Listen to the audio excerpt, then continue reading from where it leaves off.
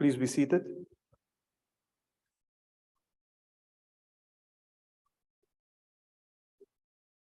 Honorable members, the first item on the order paper is a motion in the name of the Chief Whip of the Majority Party. I now recognize the Honorable Chief Whip of the Majority Party.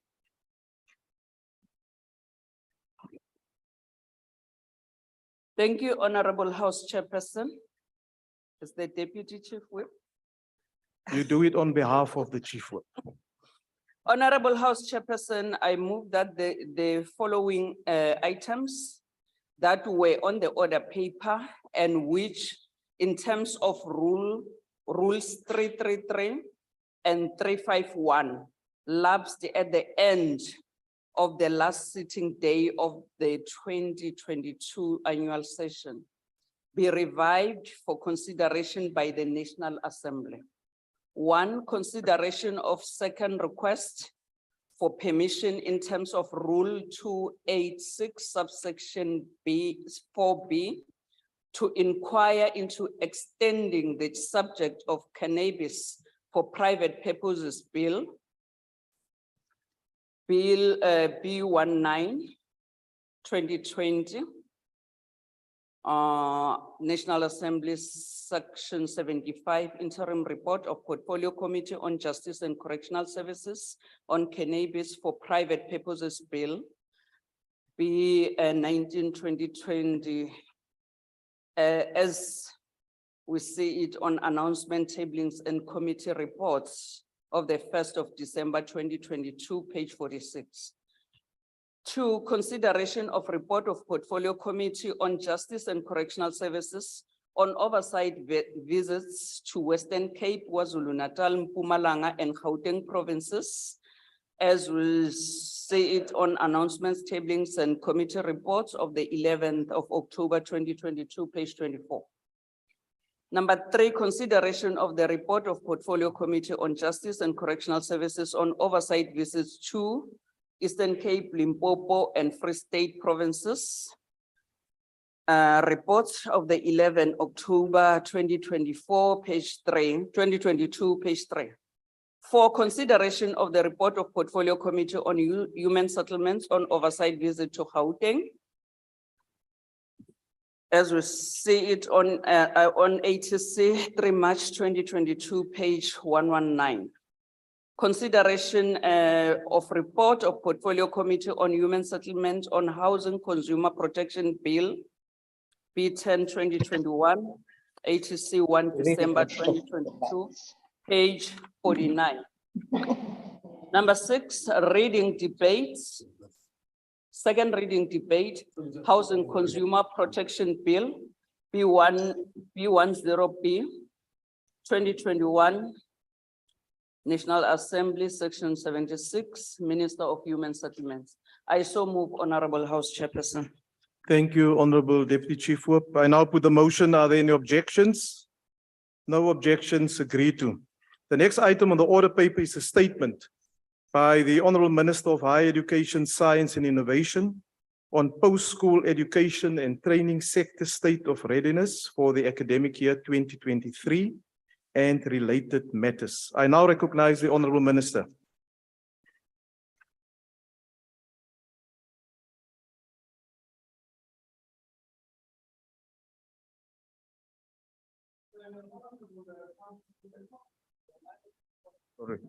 Honorable House Chair, ministers and deputy ministers, honorable members of the House, let me start by thanking the Honorable President Cyril Ramaphosa for a comprehensive State of the Nation address, which also placed the post-school education and training sector as a catalyst towards building a better life for all. As contained in the speech, government remains resolute in expanding the post-school education and training system, supported by careful and systematic enrollment planning, whose objective is to increase the participation rates of our youth, especially Black youth and women, and ensuring optimal alignment with broader skills needs of our economy. The challenge for my department in this coming financial year is to develop a concrete plan to significantly change the size and shape of our post-school education and training system and address the crying need to substantially expand the college sector in line with our National Development Plan targets. This will go a long way in expanding access to youth, whilst at the same time relieving pressure on our universities. Therefore, the beginning of each academic year must be seen as a further milestone in our journey of opening access to quality post-school education and training. Technological advances, as well as our own contribution to innovation, require an increasingly more educated population able to effectively participate in modern society. The next issue that I would like now to address is registration and commencement of the 2023 academic year. Honorable members, in this current academic year, we have implemented new monitoring tools and strategies to lay the foundation for a successful academic year and overcome the traditional bottlenecks that normally affect our post-school education and training system at this time. We have deployed our departmental officials across all our institutions to ascertain whether the registration processes at institutions are proceeding as planned and assist institutions where required with advice and guidance. To further enable access to all our institutions, we have opened our central applications clearinghouse as early as the 27th of January, and it will close on the 31st of March to assist students to access the courses and programs of their choice in our system. These interventions have greatly helped to reduce traditional bottlenecks in different parts of the systems that are normally associated with admissions, registration, student financial aid, and accommodation. We are also well aware, Honorable Chairperson and Honorable members, of all specific hotspots and are working closely on the ground with our institutions to resolve these underlying issues. As of this week, 25 of our 26 universities have commenced with teaching and learning. A few are extending their registration period to ensure that we achieve as full enrollment as possible in the system. This includes making the necessary arrangements to support those students who registered late. Our TVET colleges started their academic and training program on the 23rd of January 2023. Our community colleges began their academic year in line with the Department of Basic Education calendar in January. On load shedding, we have also established a joint working group between my two departments, higher education and training, and science and innovation, to develop inclusive plans and a common approach in response to challenges brought about by load shedding. We are currently conducting a survey of the impact of load shedding in our universities. Amongst the 18 of our institutions which responded, 10 have developed plans, 8 are still developing plans to deal with load shedding. But a majority of our institutions are also implementing the hybrid model of teaching and learning. On student funding, in relation to this matter, we are now working towards the finalization of a new comprehensive student funding model, which we aim to submit to Cabinet within the next 2 to 3 months. We aim through this to also introduce measures to support all the categories of students, including those who are not supported by the current NSFAS funding policy. For this current financial year, NSFAS has approved the provisional funding of a record and a milestone of 1,083,055 students, a huge achievement in government's commitment to fund students from the working class and the poor. Our NSFAS budget for this year is projected to be around 47.6 billion rand. As committed, all NSFAS students are registering without making any upfront payments. Unlike last year, NSFAS has this year made upfront payments to universities and colleges to ensure that they register all NSFAS students and for student allowances to be paid. In the next week, my department will be meeting with all university registrars to attend to all matters relating to concerns raised by students and parents on the delays in the provision of information in order to facilitate registration by NSFAS beneficiaries. We will attend to all matters so as to ensure that NSFAS beneficiaries are not disadvantaged or excluded. In order to improve student access to their allowances, NSFAS has also introduced a NSFAS bank account to ensure that beneficiaries are paid directly on time without any intermediaries. NSFAS has also enabled a direct payment platform and student accommodation platform to address challenges previously experienced that had a huge impact on student well-being. In order to manage the unregulated increasing costs for student accommodation, NSFAS has introduced a 45,000 Rand per annum cap on student accommodation. NSFAS introduced this cap to manage profiteering and price collusion by private providers of accommodation. Currently, there is a challenge that we are aware of private and institutional accommodation that are above the 45,000 Rands cap. NSFAS is working with the affected institutions and is fast tracking the accreditation of the affected areas. Honorable Chair and honorable members, we must recognize that our post-school education and training system or sector is a microcosm of our great society. This is clearly demonstrated in the manifestation and in many instances of reproduction of social pathologies on our campuses, such as rape and violence against women and the challenges of mental illness. This is the reason that we are amongst the leading departments on our campuses, such as Honorable Minister, our apologies for that interruption. It's once again on the platform.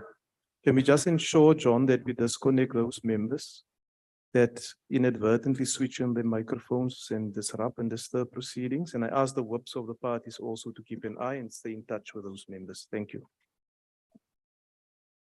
Can I continue?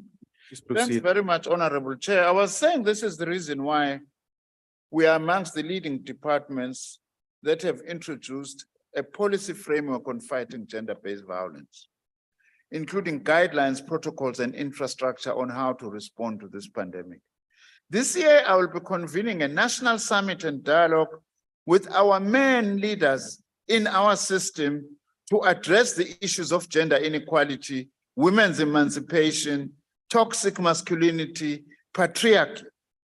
Through this initiative, we want to find ways to build our next generation of young men and boys to actively champion gender equality and women's emancipation. The battle for gender equality and women's emancipation, including the fight against GBVF, will not be won unless boys and men are mobilized behind these efforts. Honorable Chair and honorable members, in keeping with the President's 2022 State of the Nation address and in support of the Economic Recovery and Reconstruction Program, our skills development system have increased learners placed in work-based learning programs from 78,317 in 2020-2021 to 207,000 in 2022-2023. The President has announced that we are going to be placing 10,000 TVET college students who are unemployed over the current financial year. We have already placed 10,616. We are also expanding access in our system by expanding infrastructure. TVET colleges, we have spent over 2.8 billion rands in the development and refurbishment of 16 new TVET campuses that will enable expansion of the TVET system over the medium term. I'm glad to say that in this regard, we've completed 10 campuses. Tabazimbi, Umzimkulu, Grafrinet, Nongoma, Aliwal North, Kotgazi, Ngungushe, and Bambanani. And we've got 3 new campuses that will specifically also be opening this year in Greytown, Sterspruit, and Balfour in Mpumalanga. On university infrastructure, for the MTEF period of 2022-2023, we've invested 7.5 billion in infrastructure projects across the 26 universities. Also, I'm pleased to say that working together with the Tshwane University of Technology as project manager, we have now begun the process to establish a university campus in Giyani in Limpopo. We've also made progress in our plans to expand and relocate the University of Zululand teacher training facility to the former KwaZulu-Natal Legislature Precinct, Ulundi. We've also completed the construction of the Sikukuni Skills Development Center to the value of 146.9 million rands through our wholesale and retail sector in collaboration with the Sikukuni TVET colleges. We are also pleased to say that when we took over, when we created this Department of Higher Education and Training in 2009, there was only one trade test center for artisans in Olifantsfontein. I'm very pleased to say now we have 35 trade test centers that are located in our TVET colleges.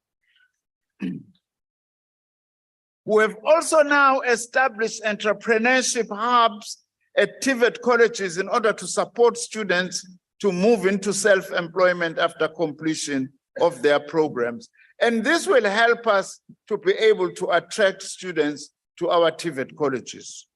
On community colleges, we've also made available 200 million rand to our community colleges through the National Skills Fund for the implementation of skills, occupational, and non-formal programs, which started in 2023. In other words, we've changed our adult education centers into community colleges.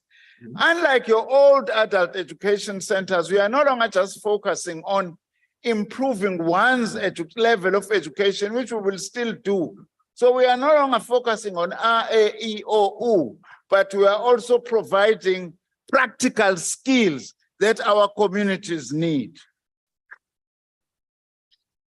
This includes now, we are going also to be introducing a civic education program in our community colleges, which will teach the importance of protecting and supporting South Africa's democracy, confronting racism and patriarchy, and fostering better understanding of citizens' roles and responsibilities.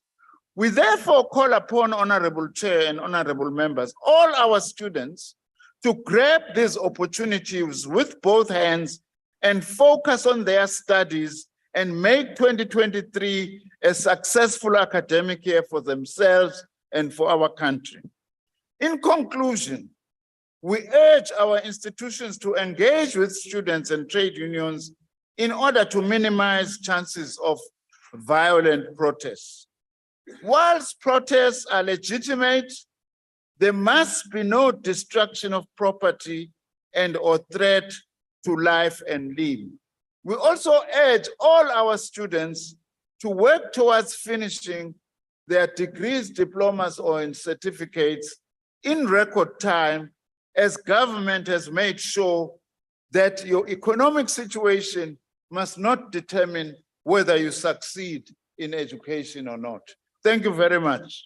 Thank you, Honourable Minister. The next speaker is the Honourable Tarabella Marchesi.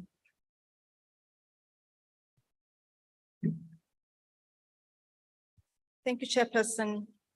Honorable Chair, South Africans have been inundated by pictures and media feeds showing students at the University of Pretoria staging sleep-ins outside their residences over the NSFAS cap accommodation allowance of 4,500. As a Democratic Alliance, we don't support this capping because it will essentially exclude NSFAS funded students and the missing middle, because the universities in metros and private accommodation service providers within these metros will not support the 4,500 rand cap. And therefore, the shortfall, unfortunately, will have to be paid by the students. At the same time, we don't support criminal acts of collusion. However, we have to agree that the cost per square in metros differs substantially than in smaller provinces. In fact, the 4,500 includes the cost of electricity, water, services, furniture, the upkeep of property, unkept internet, safety, and security. And so, which are all necessary and should be included within all the residents. And if a student decides to go and look for an apartment, those services will not be available and not at that cost. And that is where we fundamentally disagree with the ANC. What NSFAS needs to do is to ensure that private accommodation service providers comply with their set regulation and the services that have been listed, which I've just listed, including the 8 square meter per student listed within the provision of the regulation of NSFAS, and therefore make sure that those properties are being accredited. These regulations, Minister, they also have to be abided to by all residences within the institution in order to avoid what we saw during our oversight at TVET College, where the residents are living in an inhumane, appalling residence, which should not be utilized until proper maintenance is conducted. And I would urge you, Minister, to close that residence. And also, the other issue that I would like to highlight is the brewing situation at the University of Free State, Honorable Chair. You see, when the government decided to apply free education, it resulted in a substantial increase in number of students registering for higher education. However, municipalities like Mangaung municipality did not follow through to provide needed bulk services to cater for these increases. And subsequently, to ensure that the bylaws are enforced. In fact, this has resulted into illegal buildings built by service providers without following the bylaws, and has led to an unsanitary environment within the area, resulting into a very acrimonious relationship between the residents and the service providers. So I would urge you, the minister, to have engagement with the role players within that university, including the Mangaung municipality, to mend those relationships. It is an issue, Minister. I see you think that I shouldn't bring it up. Honorable Chair, we've also seen how the VC of UCT was given a golden handshake of 12 million, whilst the institution has the missing middle, whom are not funded. As a committee, we're under the impression that an investigation is underway which will emanate into a report. However, a quick decision was made leading to a payout. And as a Democratic Alliance, we believe that we need to be brought into confidence, and also as a committee on the reason of the outcome and how will the institutions of learning going forward will be assisted to deal with such situation. Chairperson, the preparation of institution of higher learning for the academic year is of essence. It sets the tone of the institution for the particular year and also the start of a new phase for a young student who for the first time leaves their home and their parents to embark on a new journey, which is known to be a daunting process. The fact that NSFAS has not gotten its act together to allow the process to run smoothly is concerning. And this was evident during our oversight. The period of disjuncture between the student registration and approval of NSFAS funding is a matter that was raised by all institutions throughout our oversight. This process must be aligned. NSFAS late submission of approved student list delays the process of registration, leading to students arriving and ending up stranded. And that is why when I went when we went to the Durban University of Technology. I had a quick chat with one of the students by the name of Tando, who says she has been there a couple of times to check if the list has arrived from NSFAS. And that included long distance travel together with her mother. This does not mean that we should, the University of Zululand was also the only a university with an exception in dealing with this. Dealing with the student list and delays of the process of registration leading to students arriving at ending up stranded. The University of Zululand was the only exception in dealing with this. The VC takes a proactive approach, which allows provision for funded students. They don't wait to receive the list of funds from NSFAS. They use their university funds to smoothen the financial needs of the students so that they can register and access accommodation and meals. I find this to be remarkably innovative and should be implemented by all institutions of learning. Honorable Chair, the other issue that was brought to our attention was the issue of load shedding during our visit and oversight. Load shedding has placed financial pressure on the operational budget of all institutions of learning in this country. And this was evident in every learning facility we visited. What was also shocking is when the Minister Zimane quoted saying the cost of running a generator in our campuses and residences is approximately 1.5 million a day on stage 3 load shedding, and 2 million rand a day on stage 4. So Honorable member, your time is now expired. Okay, thank you. Thank you. The EFF.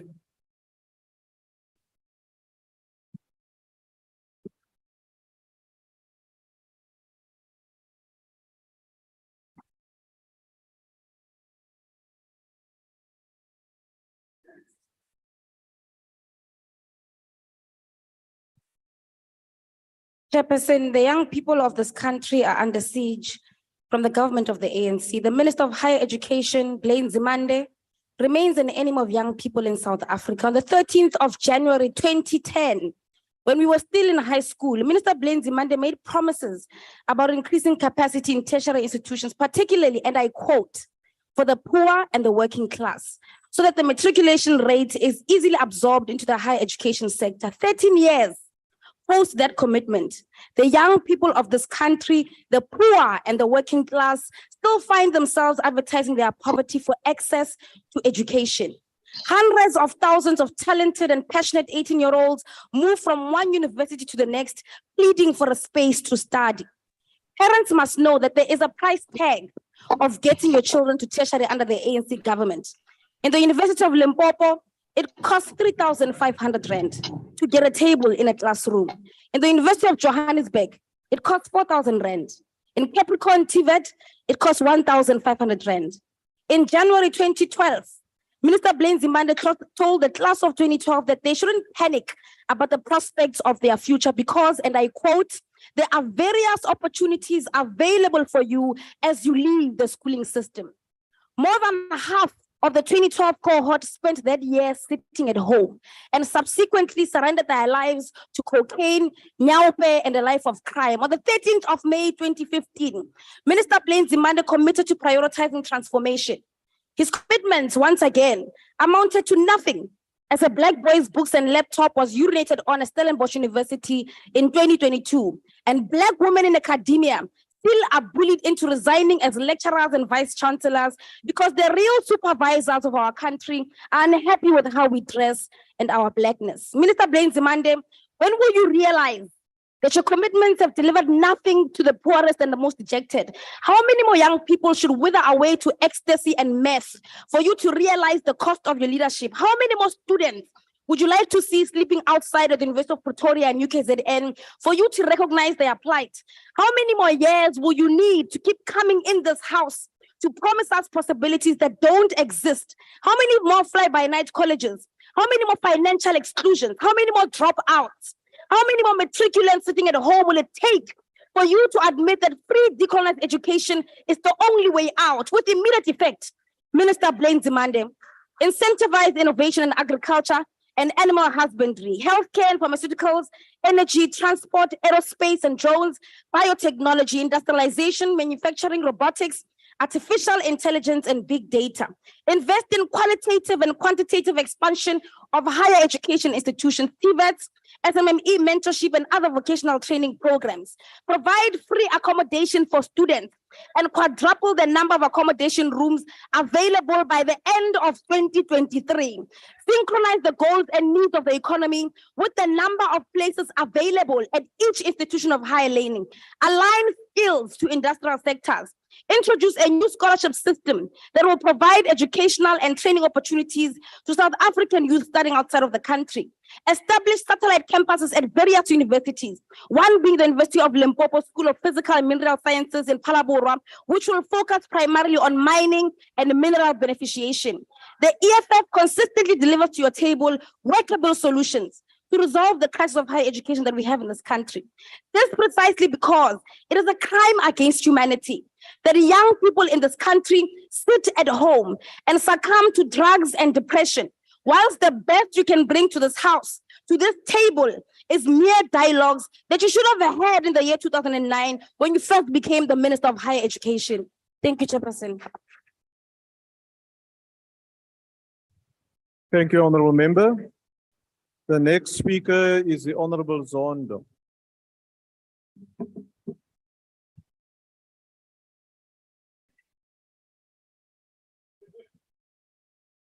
Honored Chairperson, the new year is meant to bring hope, a clean slate and opportunity to start afresh. This hope and these opportunities are being dashed when basic needs become a barrier to students, potentially to begin or to continue choosing academic careers. Various student representative councils have commented that although the SRC changes year in and year out, the problem they face remain the same. The perpetrator of the problem are of the FIP blocks, unhoused student financial exclusion, and National Student Financial Aid Scheme allowance continue to be a source of difficulty and disruption for students.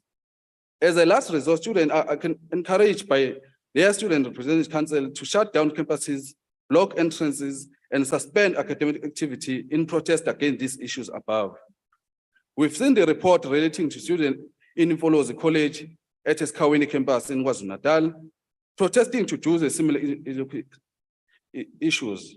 However, we've had a state of readiness oversight visit at this same institution.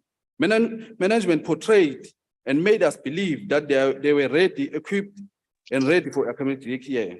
But as soon as we leave the gate, the school vehicle was bent down as the process began.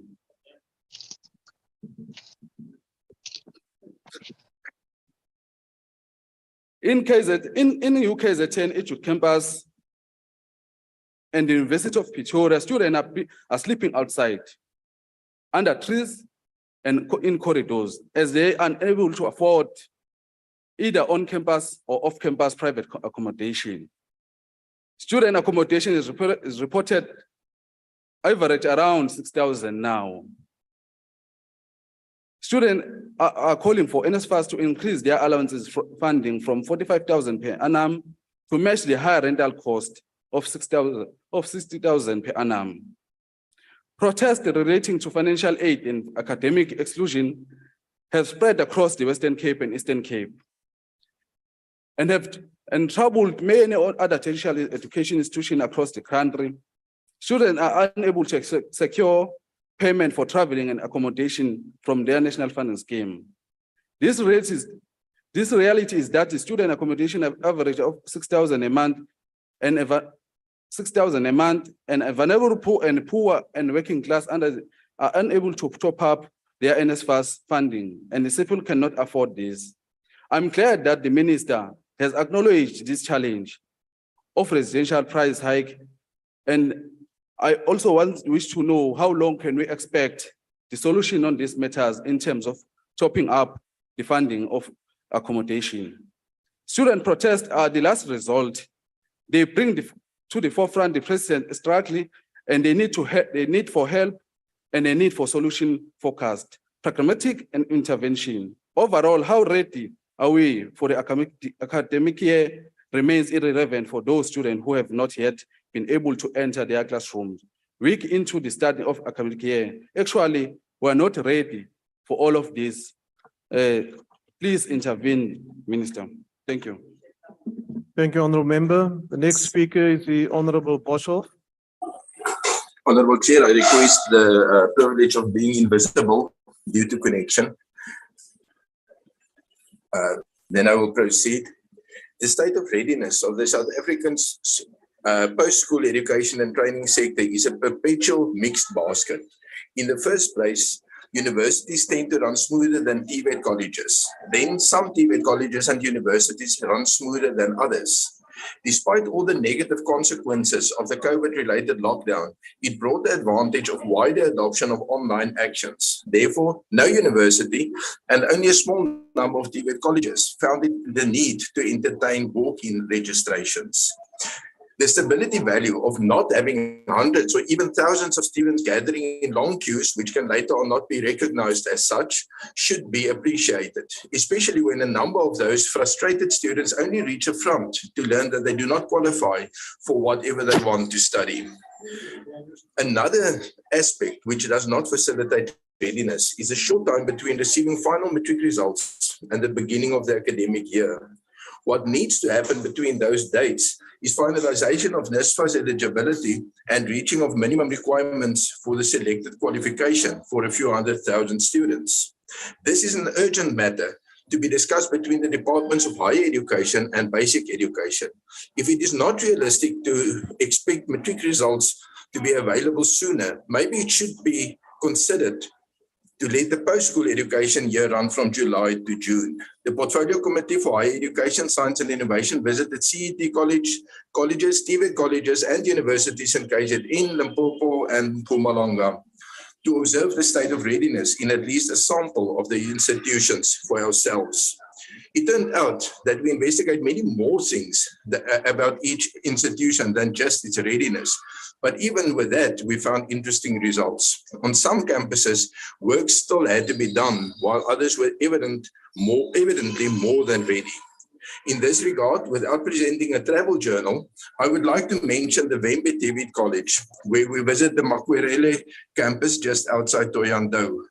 Not only were they very ready for classes to start, but they exhibited the groundedness in the local community, which extends far beyond collecting fees, presenting classes, and dishing out qualification. The impact in the community is that of an economical generator. Furthermore, the measures taken to accommodate students with different disabilities exceeded expectations. It is easy to gloss over differences in this wide-ranging sector. It could either be that, by and large, things look well, or everything is a mess, but none will give justice to the variety within the sector. Every university and college need to have a council consisting of honest, capable, and experienced individuals. This is no place to gain those attributes. It's a place to contribute with what one already has. The policy of transformation and Black economic empowerment opens the door for individuals without these essentials to be appointed and to remain in positions for which they are at best not qualified and at worst, which they abuse for their own benefit. That should end. I thank you. Thank you, Honourable Member. The next speaker is the Honourable Thring.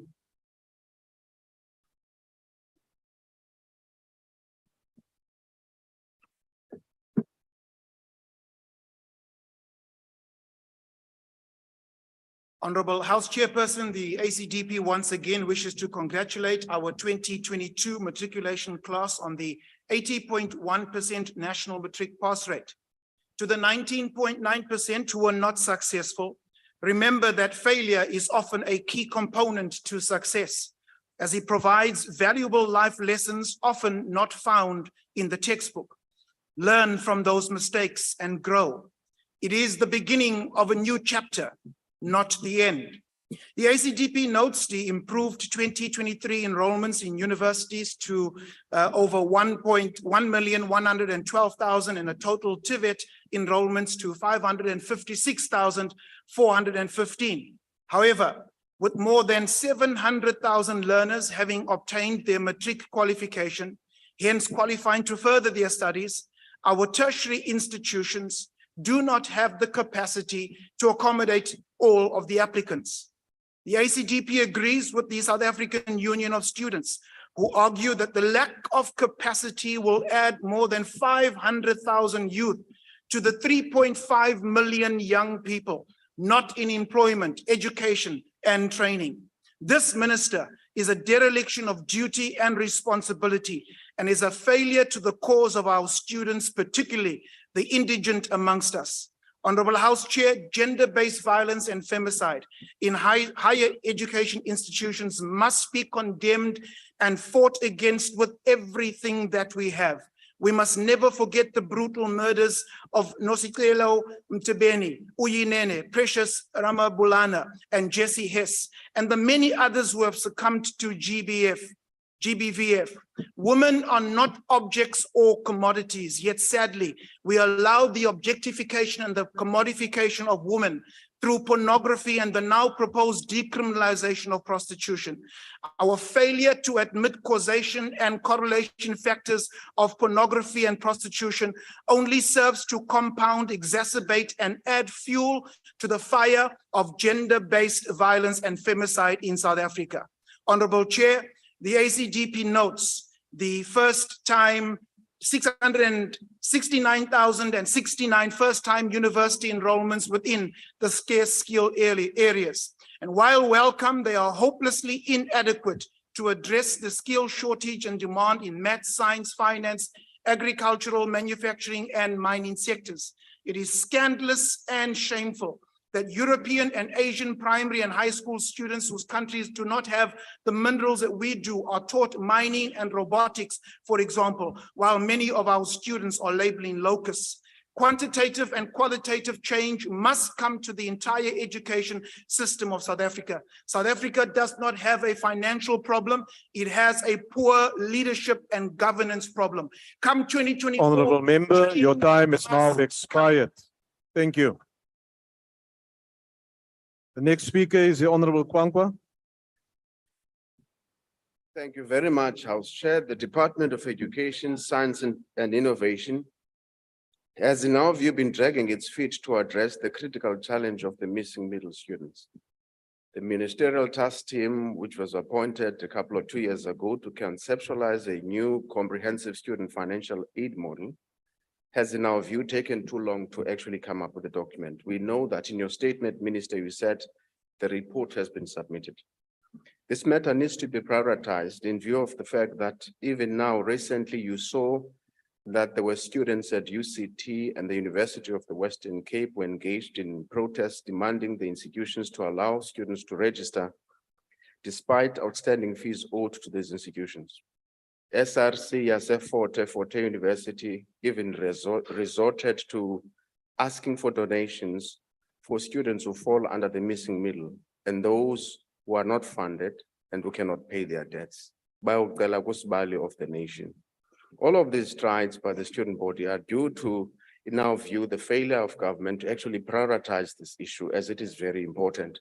We cannot understand, for example, how it is easy for us to actually make sure that we provide funding to some SOEs, quite a number of SOEs, even the post office, which last made a profit in 2004, even SAA recently. For example, you ask yourself the question, if we're going to give SAA 1 billion rands, what is the private equity partner going to do when we need money funding for students?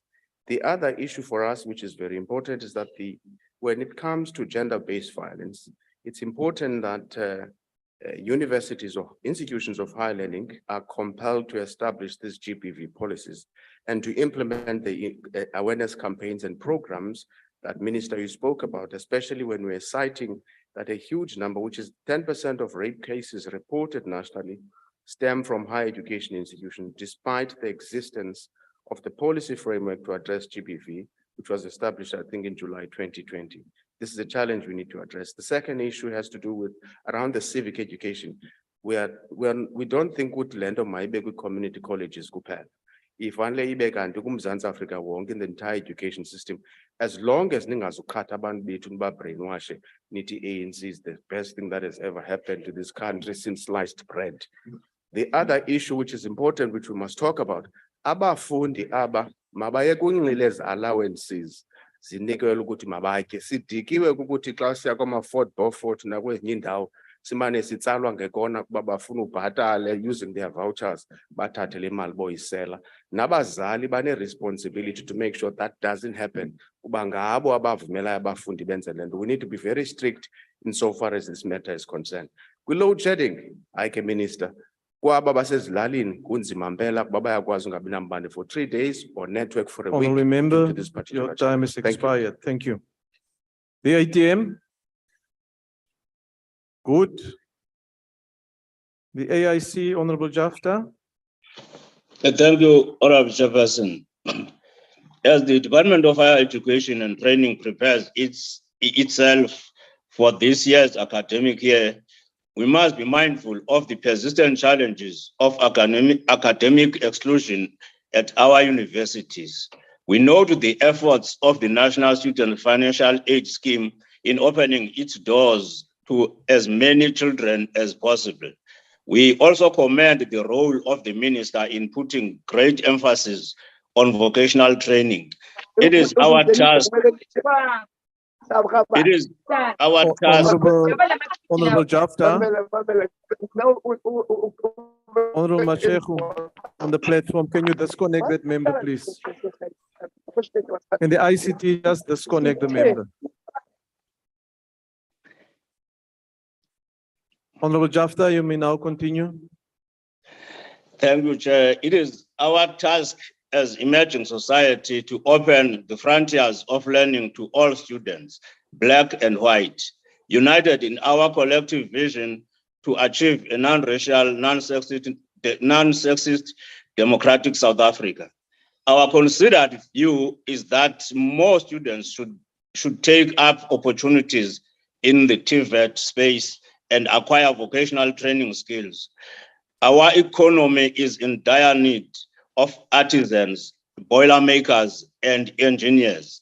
The emphasis on vocational training by Minister Nzimande is welcome. The work that is being performed by the Deputy Minister, Honorable Manamela, is also exceptional.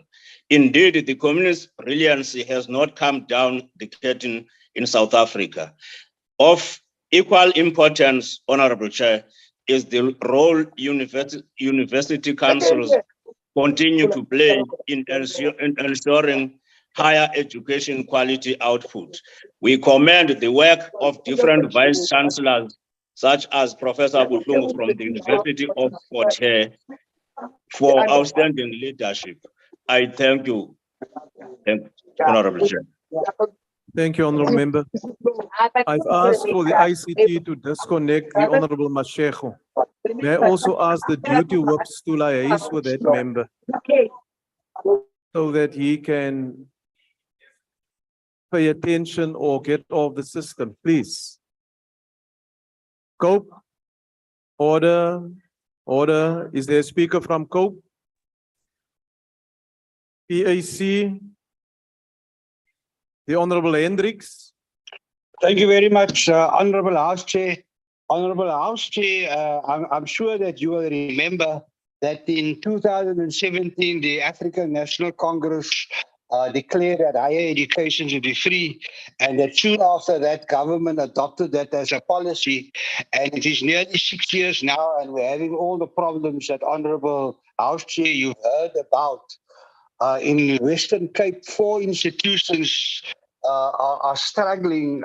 Students who have qualified for national scholarships are still on the lawns and can't even get into the universities. So there are crises all over the country with regard to this, to the readiness of colleges and universities. This is a crisis because education is very important. When there are problems with car accidents, murders, roads, floods, you find the ministers are on the ground trying to see how they can assist. Our Minister of Higher Education is nowhere to be found on any of these colleges. I would also like to ask the minister if he can tell the nation that all these universities and colleges are ready to give all students who qualify their first lessons. That is certainly not the case. Also, Al Jamaat is disappointed that the syllabus hasn't been sorted out at the institutions of higher learning. Decolonization of the curriculum has still not taken place and it's still Eurocentric. Lastly, Honorable Chair, we know about transformation is important at universities, and Al Jamaat is very disappointed at the removal of the Vice Chancellor at the University of Cape Town, the first Black woman to be Vice Chancellor, because she's not towing the line of the white management. I remember this happened when Dr. Atima Feji in the 60s was appointed as a senior lecturer in sociology, and white management got him removed as well. Again, the minister is not at UCT. He should have been at UCT to give leadership. And the minister must start using his teeth. He can't be toothless, Honorable House Chair.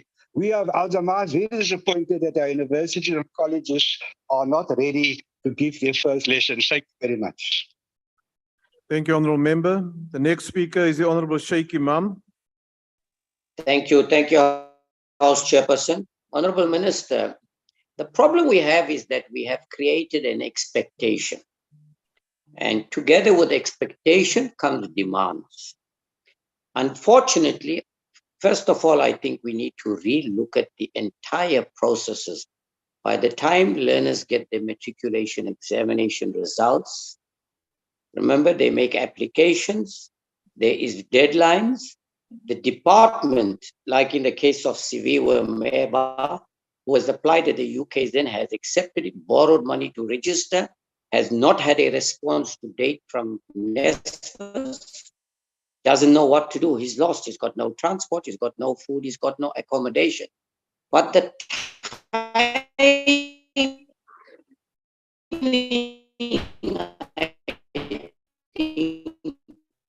Honourable Sheikh Imam, your connection is very poor. We cannot hear what you say. Between the time has been done and of course when the first term starts. But I think, Minister, sorry, can you not hear me, sir? Please proceed. Chair? Please proceed, Oh. Honourable Member. I think you must switch off your video so that we can hear you. We know it's you. Okay, thank you. Thank you very much, Chairperson. Yeah. So like I'm saying, Minister, what one needs to do is look at the processes from the time the results are announced, matriculation results. Number two, applications, the deadlines, and more importantly, when the first term starts at universities. Like I said, Siviwe Meba, who has already borrowed money to register, has no money for transport, no money for accommodation, nothing. The other problem that we need to deal with is the high number of applications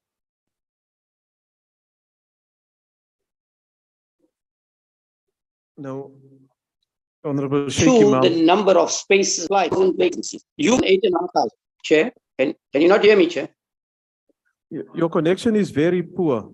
Yeah, it's load shedding here, Chairperson. I've even got a special light here trying to get some light. Yeah, it'd be helpful if you apologize. can. I would like to see you back in the National Assembly soon, Sheikh Imam, so that we can hear Actually- your brilliant input.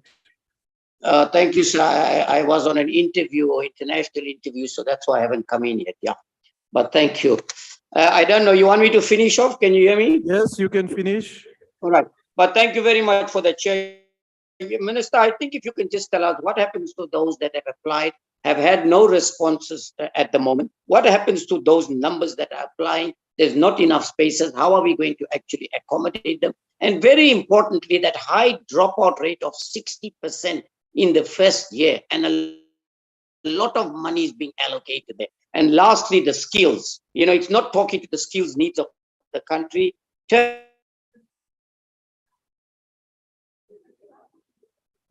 Private colleges are talking and what avails they have. You know, they are introducing this particular curriculum, and we need to relook at that so that many of them that are qualified at private colleges have jobs. Otherwise, there's no purpose. I'll stop there. Thank you, Chair. Thank you. The next speaker is the Honourable Mananiso.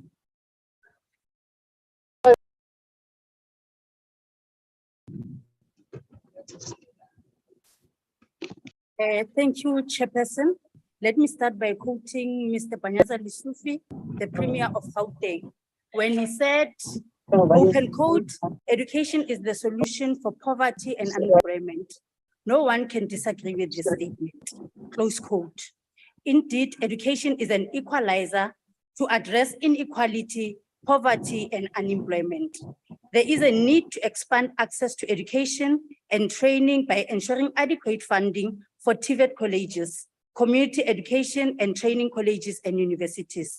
To enable digital transformation, we must expand infrastructure, including all well-oiled communication information infrastructure.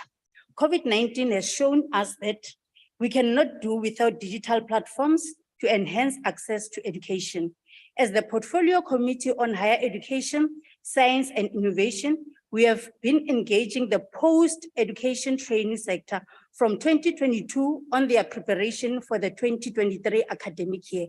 This will be good for those who are not actually attending the oversight. All sector stakeholders presented their challenges and plan to address them. We were assured that the department has consulted all stakeholders on the NSFAS bursary guidelines for the 2023 academic year to develop consensus as part of cooperative governance as they prepared for the new academic year. Let me state that we also had a 2-day working session with NSFAS to assess its state of readiness in focusing on its governance system, application system, and funding process. As the Portfolio Committee, this we call touch, test, and see. We were able to see the new application system for the 2023 life. We appreciate that funding challenges experienced in the previous year, which led to NSFAS inability to confirm student funding, were addressed. The scheme has secured sufficient funding for the current financial year.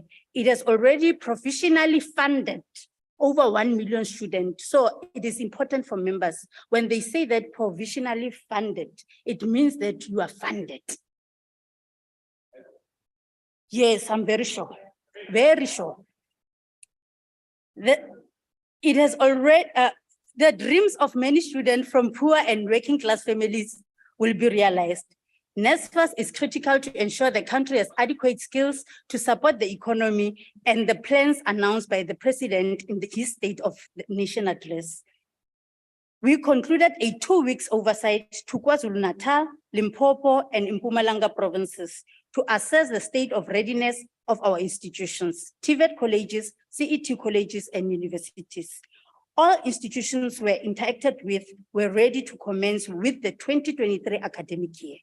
All the stakeholders from councils, executive management institutions forums, student representative councils, and organized labors confirmed that they have worked together to ensure a smooth start to the 2023 academic year.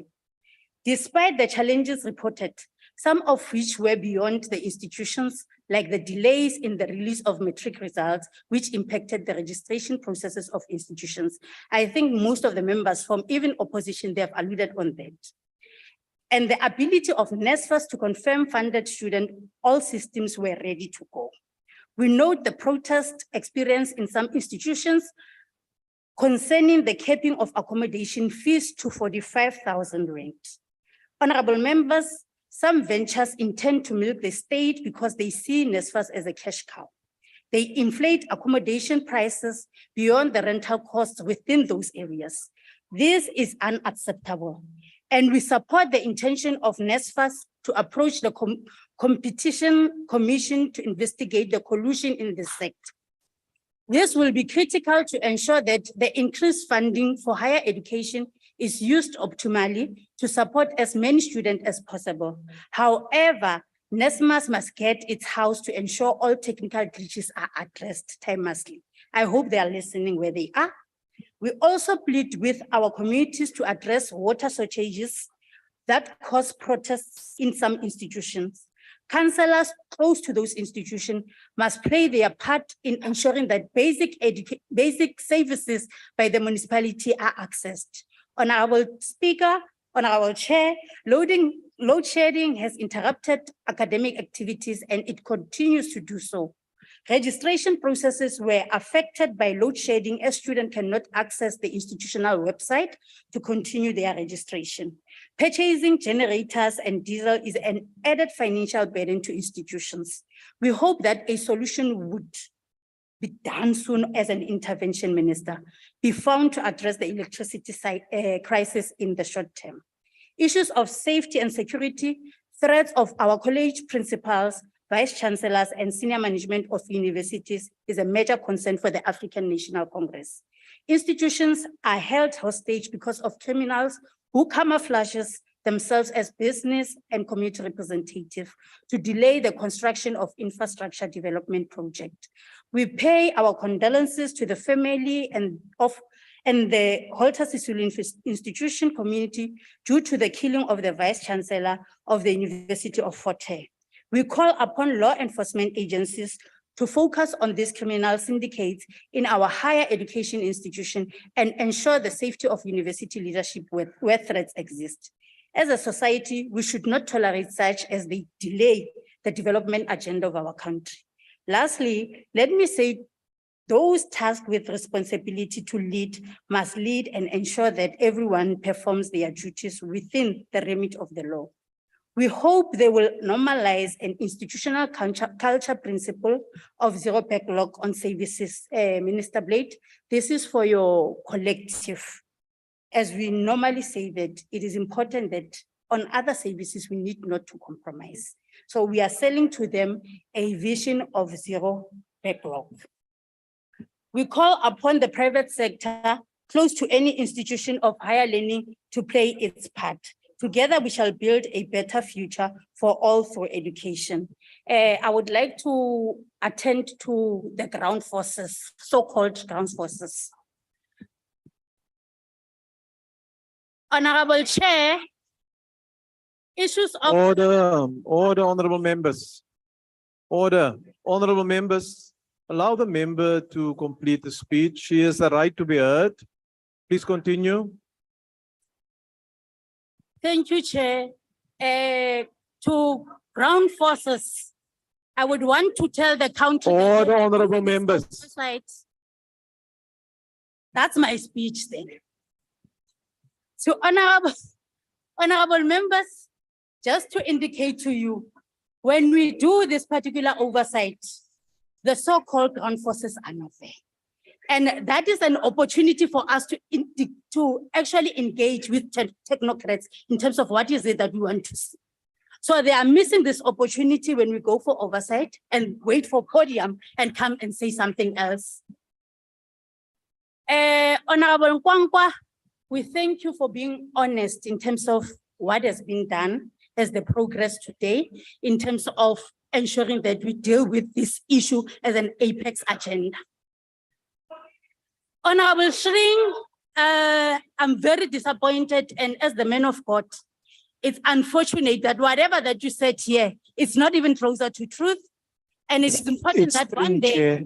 Order, honorable members. Point of order, Honorable members. Chair, just- point of order. You just quiet. Can you just quiet down, please? Honorable Thring.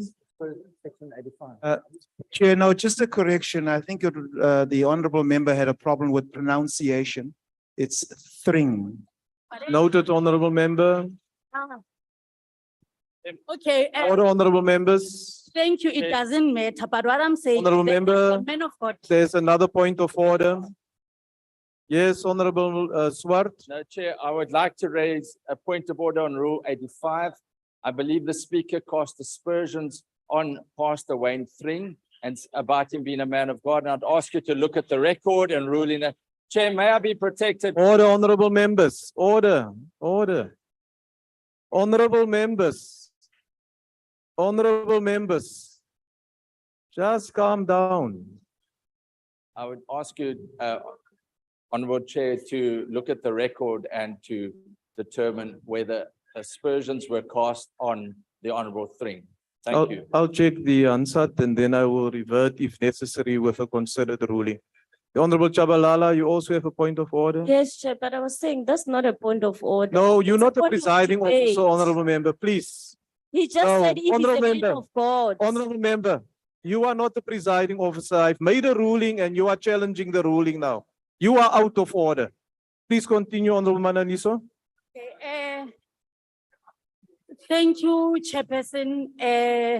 The honorable member, what I'm saying is that whatever that you said here is not even close to the truth. One day, I wish that you would deploy yourself to be with us when we do our oversight. And let me just say, he was misleading the country about what he said there.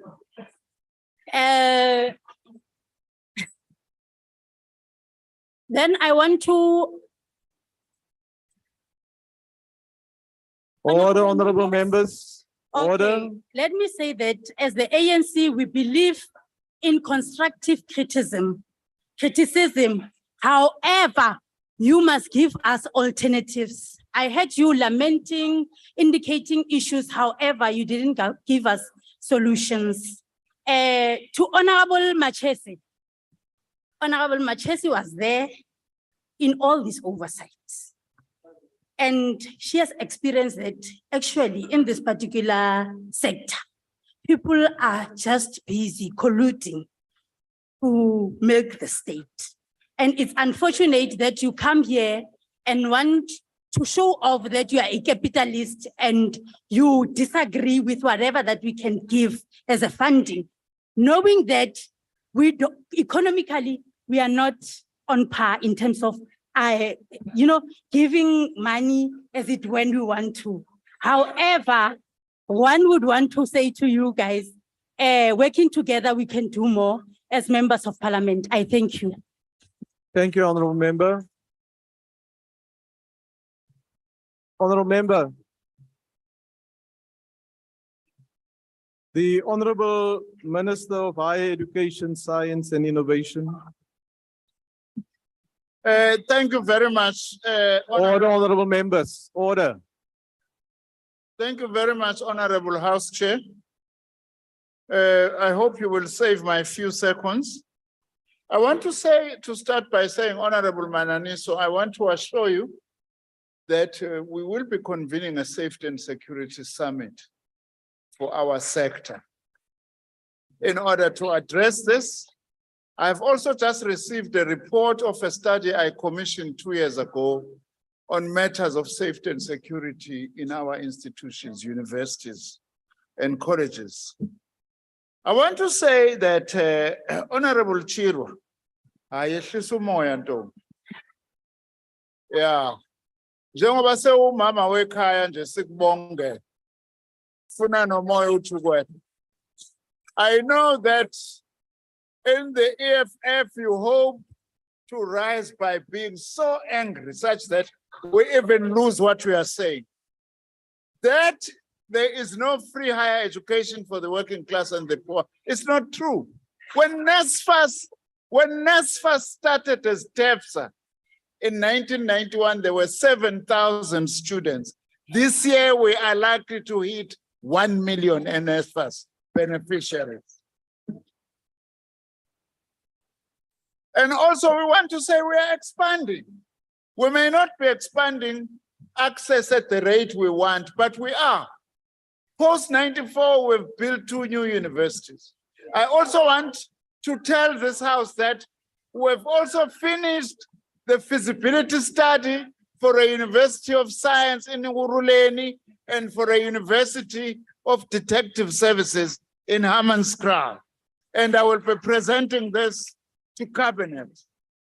We also do want to say that all our institutions are going through extensive curriculum transformation, guided by the 4IR Commission that the President had actually set up so that we are in line. Many of the things that you are, by the way, mentioning, robotics and all those things, we are doing them in many of our institutions. Surely we can't allow that some NSFAS students are paying 16,000 rand for accommodation per year. Others are paying 78,000 rand here in Cape Town. There is collusion. Honorable Mananiso is correct. NSFAS has approached the Competition Commission to look into this collusion. Honorable Tring, as I have said, part of addressing access is to rapidly expand college education, which is going to be my focus on what is the plan. We are supposed to be 2 million TVET college students by 2030. We are just over 500 for the next 7 years. It's something that is actually very important. Honorable Nkwankwa, hayi uthethe kamnandi namhlanje bhuti. Uthe kungathi uyaphuma nje ecaleni. You are right. We need civic education in all of our institutions. Some of them are doing that, some universities. Nanokuthi abantwana bethu laba esibafundisa ngoNSFAS abangayiphuzi le mali. Imali yokufunda le. Ngiyavumelana nawe kakhulu. Awuvuki ngcono kunomholi wakho, ngiyafisa ukusho lo. Ukuba umholi wakho Order, honorable members, order. ukuba umholi wakho ube la ngaba siyizwanga lezi. Oh, honorable members, honorable members, no.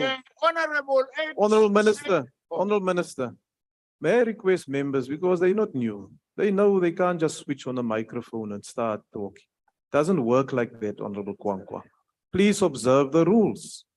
Please proceed and conclude, Honorable Minister. Thank you very much, Honorable Chair.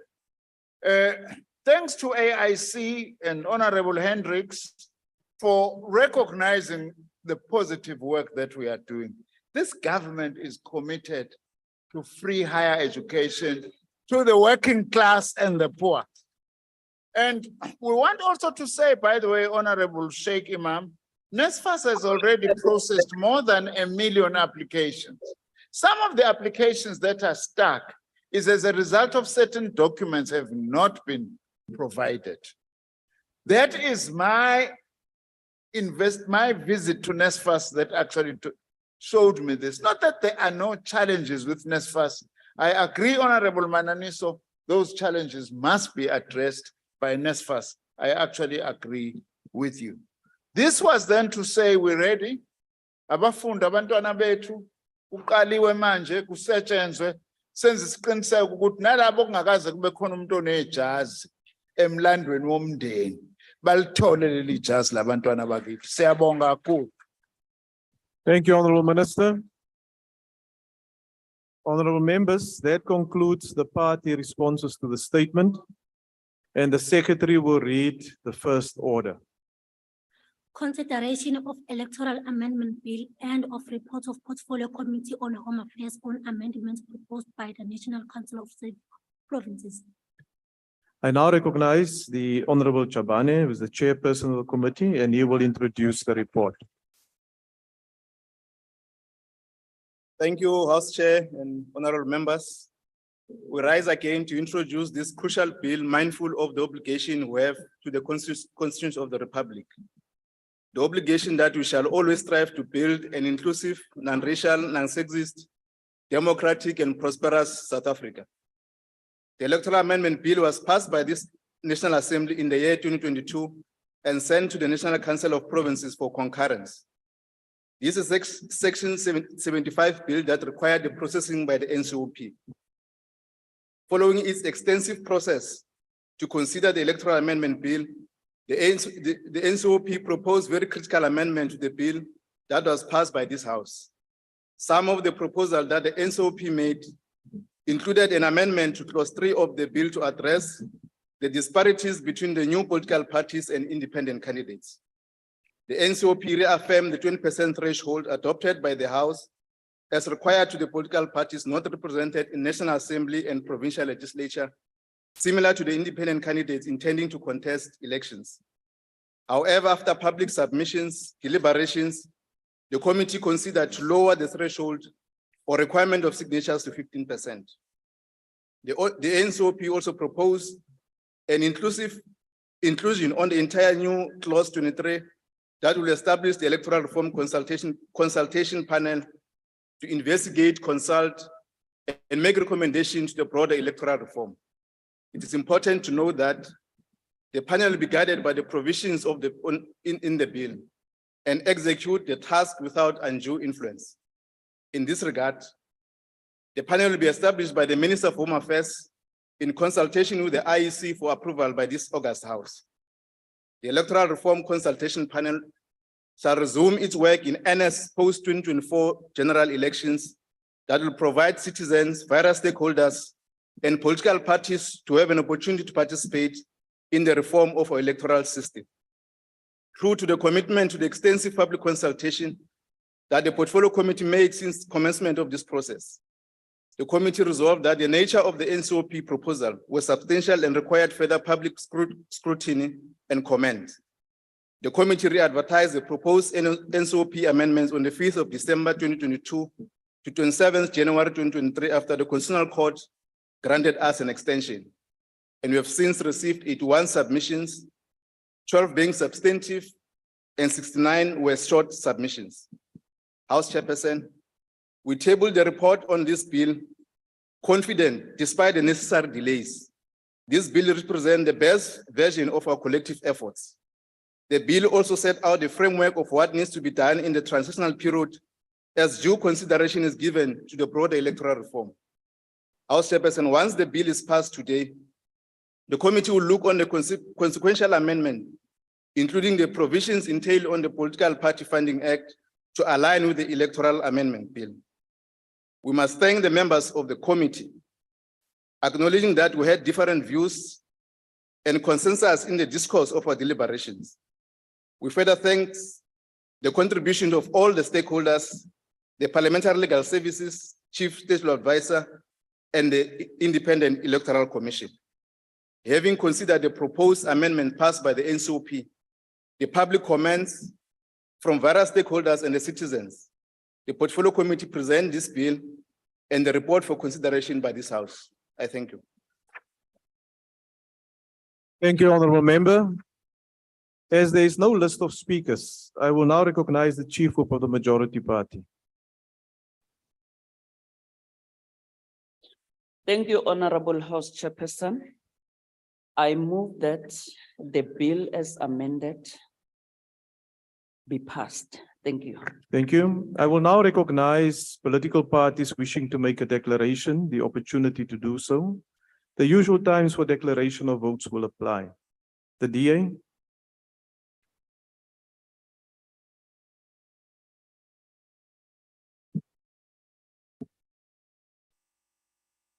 House Chair, the Electoral Amendment Bill was meant to implement the judgment of the New Nation Movement case.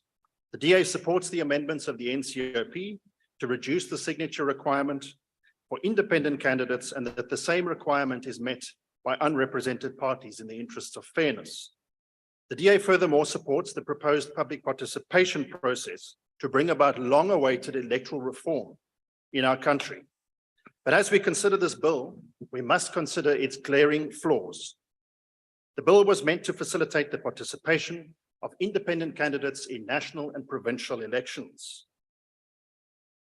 Instead, it has become a completely irrational piece of legislation that is a cynical attempt to meet the requirements of the Constitutional Court and insults the electorate.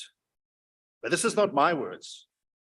This is the words of the head of the Ministerial Advisory Committee that was tasked to come up with the proposals to meet the requirements of the bill. And so, as members of the Portfolio Committee were coming to an agreement on the bill, that we keep the current seat allocation system and have independents gaining up to a maximum of 1 seat, the bill suddenly turned into a hot mess with a purpose to help the ANC get more seats than they've deserved. According to an ANC internal poll, the DA has closed to within 10% of the ANC and closing faster than a bullet train. The sudden change in approach came as it became clear the DA was not imploding as predicted, but was in fact growing under the leadership of future President John Steenhuisen with a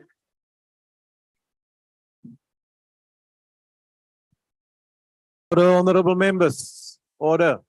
Please proceed. with a clear vision and driving the issues that matter to people. When the matter was discussed at the National Executive Committee not long ago, you have members of the NEC of the ANC saying, we must write the electoral law so that the ANC wins. Comrades cited examples to reinforce this point. How can the ANC design electoral policy so that it wins? Not my words. The words of Thabo Mbeki.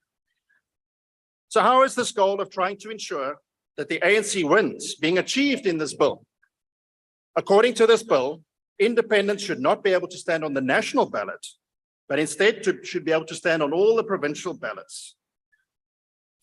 But the total of those votes gained across all the different provinces cannot be added together. So why do it this way? Basically, in each province where an independent stands and doesn't get a seat, these wasted votes go into a trough.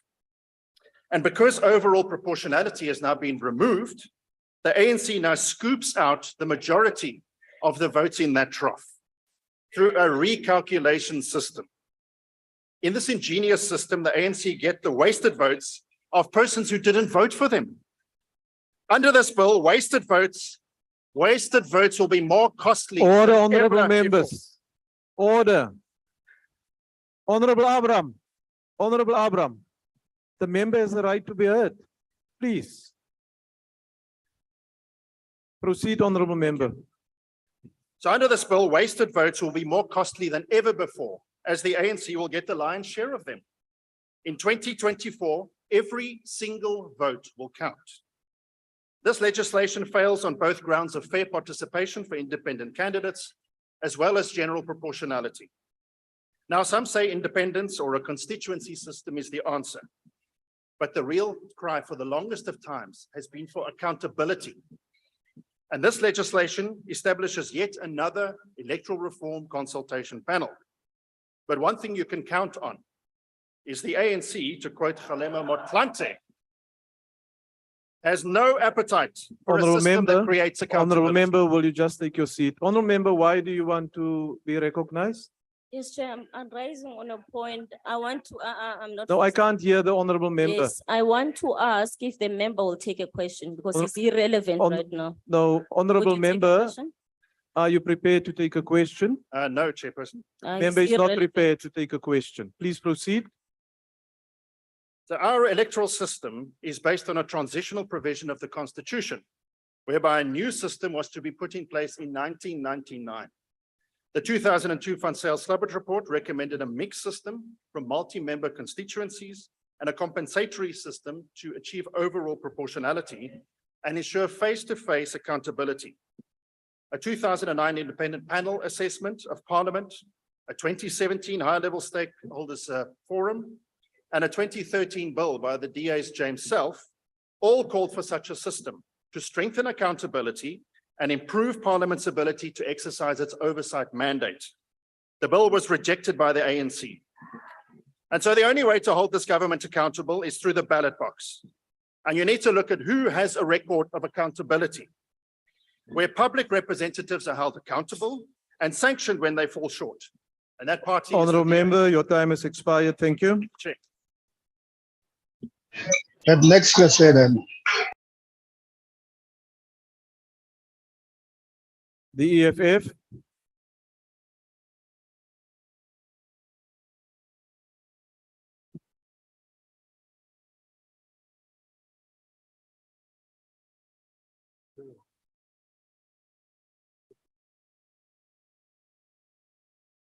Thank you very much, Honorable Chair. The Economic Freedom Fighters support the Electoral Amendment Bill as tabled again today in Parliament. We also affirm that the procedures followed in passing the bill were transparent, fair, and straightforward. We do not think it was a mistake to have a multi-party form of democracy in this country. Collectives have better solutions than individuals. And organizations must still be at the center of social transformation and economic emancipation. But since the courts have pronounced that independent candidates must be allowed to contest, then so be it. The bill also does not address the question of gender representations in Parliament. And this system will make things worse for women representation in general. It is men who have the money to contest for these seats, and thus this will further disenfranchise women and prevent their participation in the legislatures. We believe that the bill could have set an even higher threshold and put in more stringent measures to make it not easy for individuals to crowd the ballot paper. Therefore, the 15% threshold for names in support of an independent candidate is not sufficient in our view and should have been kept at 20,000. The IEC has failed to convince us that they will indeed be able to pick up fraudulent submissions of people's names. The verification process that will be followed by the IEC is only aimed at picking up people who are not registered to vote from the lists that are submitted by this independent candidate. But it will not be able to pick up people whose names have been fraudulently submitted without their permission. The bill should have made it unequivocally clear that an independent candidate who has submitted the name of a person fraudulently to the list of the names in support of their candidacy should be disqualified for life from contesting elections. While we have an obligation as lawmakers in this House to protect the constitutional rights of all citizens, we also have an obligation to ensure that our electoral systems is not abused by chance takers who have no meaningful support in their communities but want to run for public office. The political zigzagging by the ruling party under the pressure from George Soros-funded NGOs has now further reduced this threshold from 20% to 15%. We will not be surprised if they come again and reduce it further down to a mere 1,000 signatures. We are also in support of the fact that an individual who gets more votes than those required to secure a seat in parliament must forfeit those other votes and simply take the single seat that they contested as an individual. The deposit amount that independent candidate must pay must be the same deposit paid by political parties, and it must not be refundable, as the inclusion of independent candidates will come with costs, and those who wish to stand as independents must not be chance takers. While we support the establishment of an electoral reform panel, we do, however, want to caution against the following issues that might arise and thus impact negatively on the panel's report. A lack of diversity in terms of the people appointed to serve in the panel will mean that the panel may not represent a diverse range of political views, social backgrounds, and demographic groups, leading to a limited perspective on electoral reform. Honourable Member, your time is now expired. Thank you.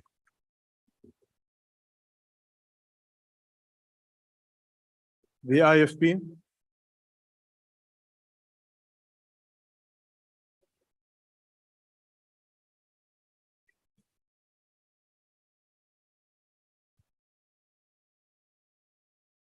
Honorable House Chair, I deliver these remarks on behalf of my colleagues, the Honorable L.L. van der Merwe.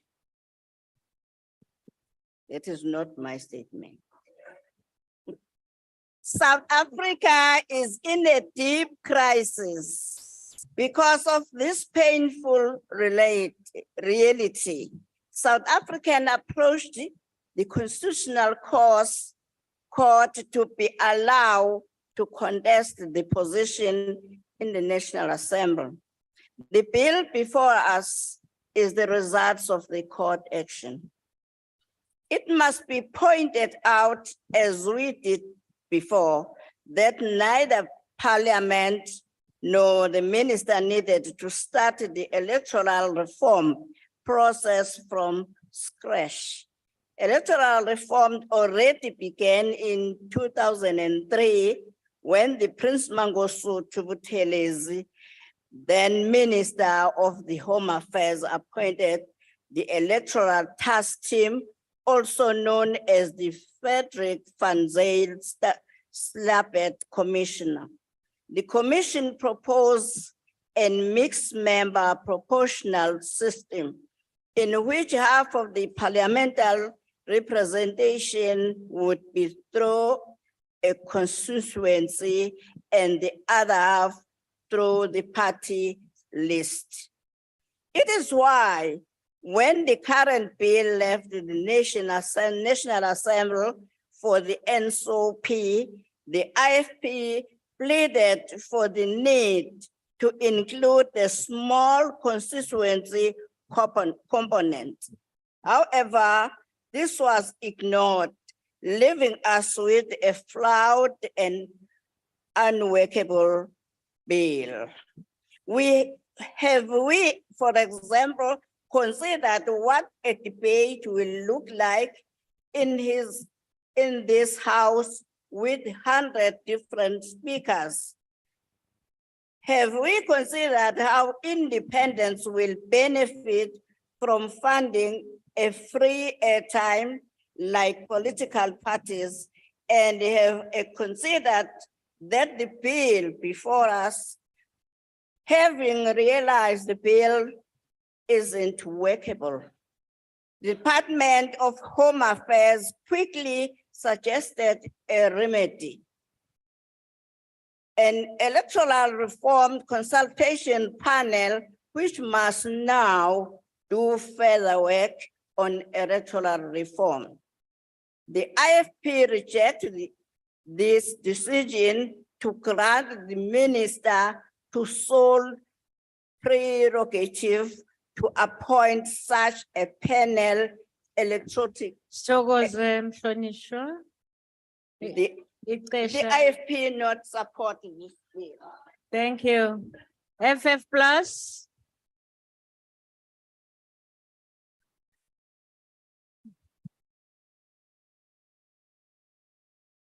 Thank you, Honorable House Chair. The latest extensions following 2 failures by Parliament to meet the original date of 10 June 2022 could have been avoided had Parliament prioritized its duties to ensure broad electoral reform by June 2022, as per Constitutional Court original instruction.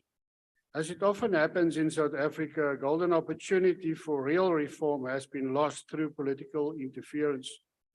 We now find ourselves at an impasse that is casting a shadow over the 2024 national elections for the following reasons.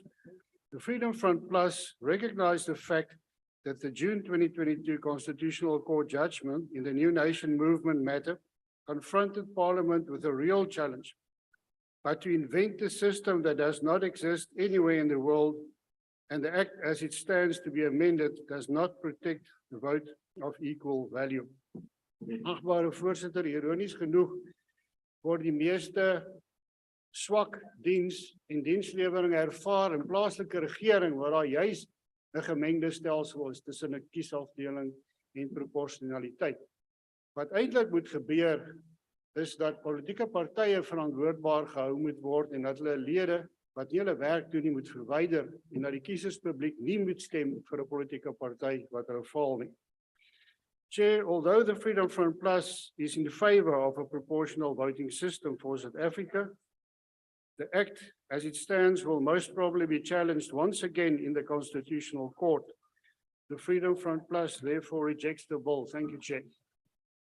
Thank you. ACDP.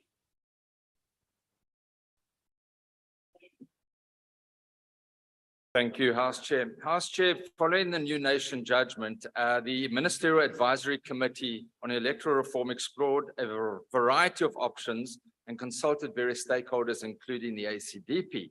Now, in regard to the Constitutional Court, we would like to acknowledge Doctors Michael Louis and Pearl Cooper, who are in the House today, who played a significant role in the court case and electoral reform in the country. Now, the Advisory Committee suggested 2 models, a single member constituency option with proportionally secured through party lists. And in that case, independents would stand as individuals in constituencies and compete together with associates for the party list system. The second model, which was the minimalistic approach, proposed a slightly modified closed party list multi-member constituency system to accommodate independents in the existing electoral system. Now, this has never been done anywhere in the world, and therefore there's no wonder that even ANC veterans themselves said this system has not been implemented anywhere in the world, and has met with skepticism. So, Honourable Minister, I fully appreciate the establishment of the panel to relook at the whole issue. We appreciate the fact that there were constitutional court deadlines. However, it is very important for us to note that had we started earlier in the process and had we looked at the Fund Sales Slubbert Commission and of course the various options suggested by the Ministerial Advisory Committee, we would have made further progress, because clearly, even when you consider the amendments we're considering today, when you look at the signature proposals, when you look at the panel suggestions, there are still avenues for constitutional challenges. And I think that obviously is why the panel was introduced. Now, the concern with the panel is that the work's already been done. The work has already been done, and our concern from the ACDP side is that it will be a rehash of work that has already been done over many years and could result in wasted expenditure for the state. So, Chair, from our perspective, we really believe that what is of the greatest concern to all of us must be the declining voting.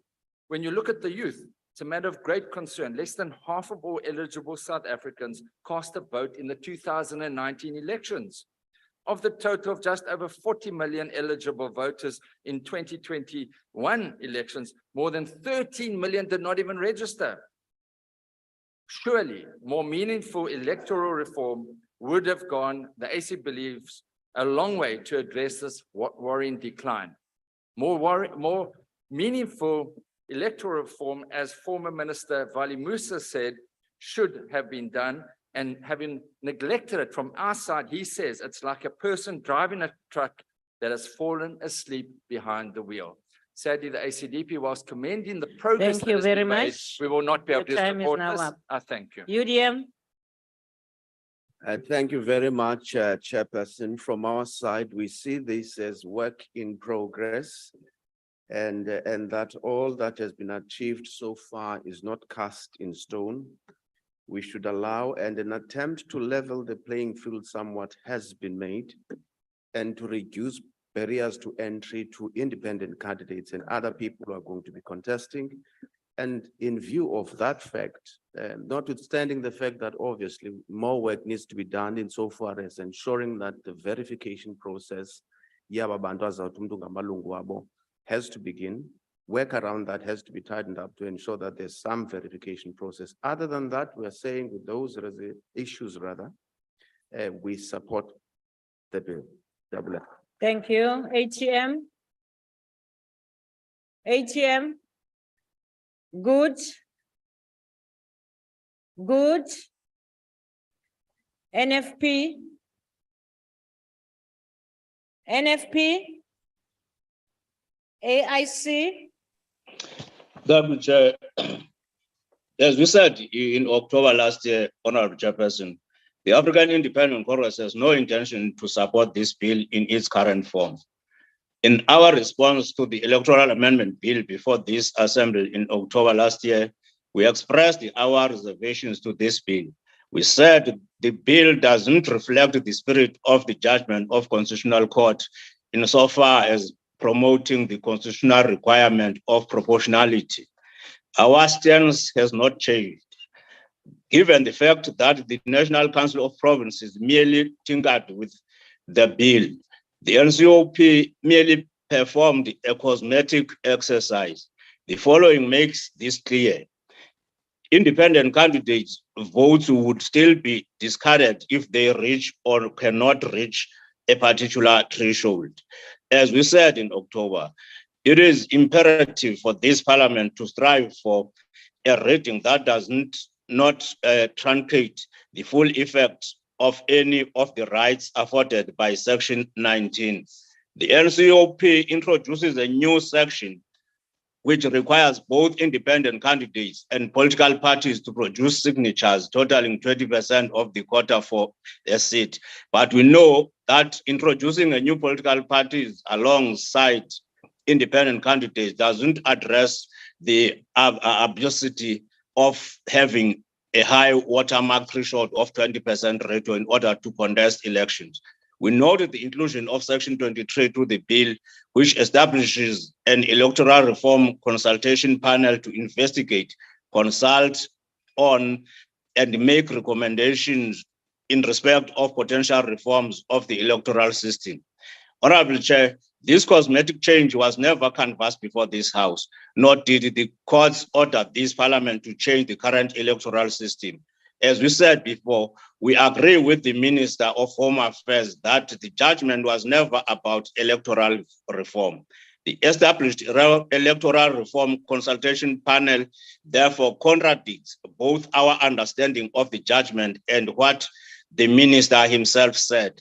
As we said, and in closing, the real debate is whether the bill is in its current form will pass constitutional muster. The jury is still out there. That is why we will abstain on this particular vote. I thank you. Thank you, Honorable Jafta. Cope, PAC, Al-Jama. Thank you very much, Honorable House Chair. Honorable House Chair, you heard that Honorable Steenhuisen will be the new president of South Africa in 2024. And further that the wasted votes in the trust will go to the winner. Yes. So the votes of independent candidates will go to the DA from people who did not vote for them. I can't understand why the DA has now reservations, because they're going to get a lot of free votes, seeing that Honorable Steenhuisen will be the new president of South Africa. Honorable House Chair Al-Jama believes that the IEC will not be able to organize free and fair elections in 2024 because there is just not enough time to do so. The budget has not given any hope. It should be doubled to make room for more resources. So the Minister of Finance must really look at this for the sake of our democracy. Al-Jama acknowledges the best endeavors of the IEC and the Portfolio Committee on Home Affairs. There is now compliance with the Concord Order. Electoral reform needs more time, like suggested by the Minister of Home Affairs. And the Portfolio Committee has given leadership in this regard. Al-Jama will support this bill because we cannot further harm free and fair elections in 2024 without any further delays. And we would like to call on the citizens of Africa not to harm our democracy by going to the Constitutional Court to challenge this particular act. Thank you very much, Honorable House Chair. Thank you, Honorable Hendricks, the ANC.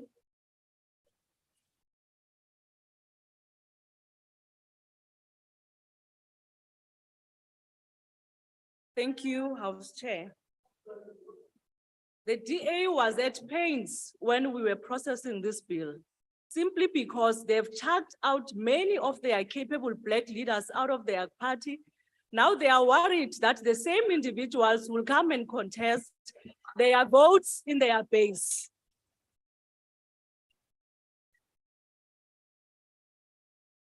Order. Our democratic system provides for checks and balances in the context that the Houses of Parliament work together on oversight on the drafting of legislation in a manner that the interest of the nation and that of provinces are taken into consideration.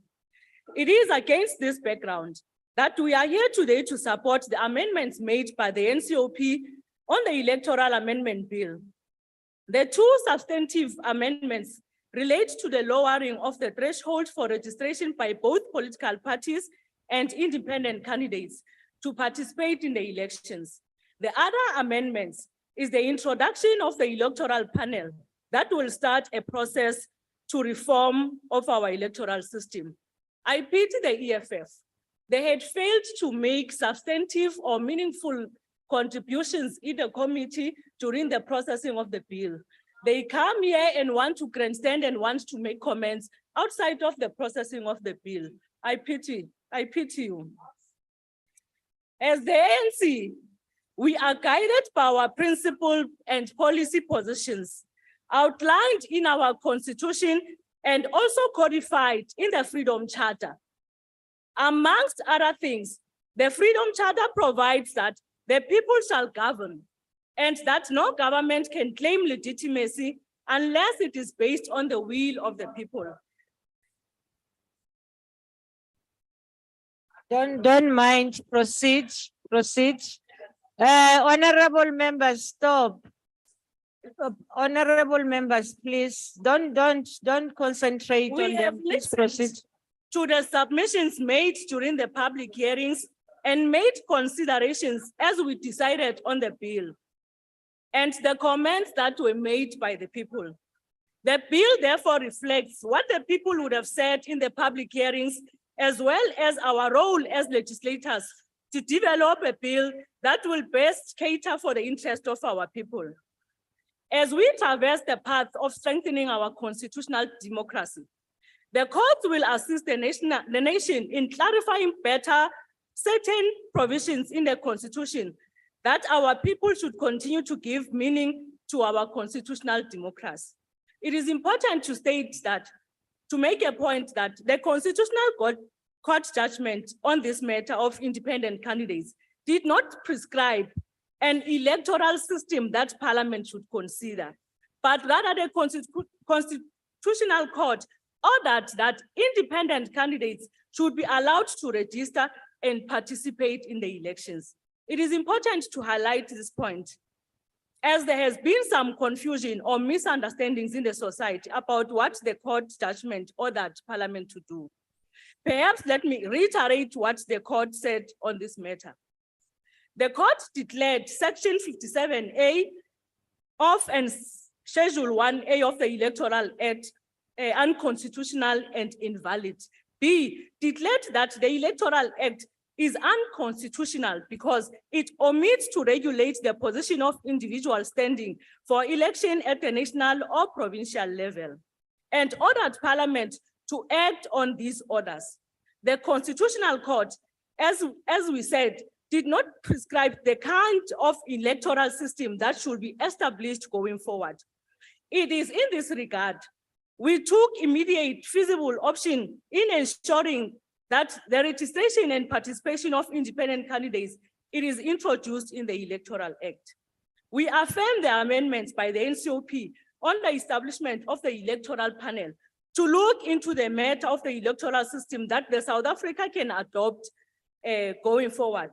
This panel will be composed of experts in the field, and it will allow all interested parties to make inputs on the kind of electoral system we prefer as a country. Given the little time we had as Parliament to undertake the reform of the electoral system, we agree with the rationale behind the establishment of the panel. As we all know, for many years, it has been a requirement for any party that wishes to participate in election in all three spheres of government to register. The registration includes a sufficient support for the party to participate in election. This requirement will also apply to independent candidates to register for the coming elections. We agree with the approach of using the threshold as a base to measure the required percentage for registration for both political parties and independent candidates. We therefore support the proposal for 15% threshold for registration, given that a single seat in National Assembly requires at least 40,000 votes. It is reasonable to believe that an independent candidate who wants to register and participate in elections has to prove a sizable number of support, like political parties. It is therefore not unreasonable to require 15% as a threshold for registration. As we said at the beginning, as the NC, we support the amendments made by the NCOP, and that we are confident that the introduction of the electoral panel will assist our country to define our desired electoral system of the future, and thus advance the principle that the people shall govern. Thank you. Thank you. Thank you, honorable members. Order. Are there any objections to the motion as moved by the Chief Whip of the majority bill, party, that the bill be as amended be passed? Honorable House Chair, Kwagube. please note the objection of the Democratic Alliance. And we Noted. call for a division, please. Oh, the division having been called, it suspends all the other objections, and the bells will be rung for 5 minutes. Thank you.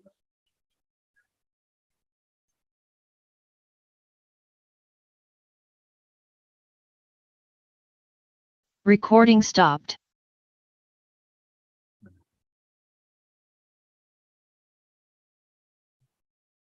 I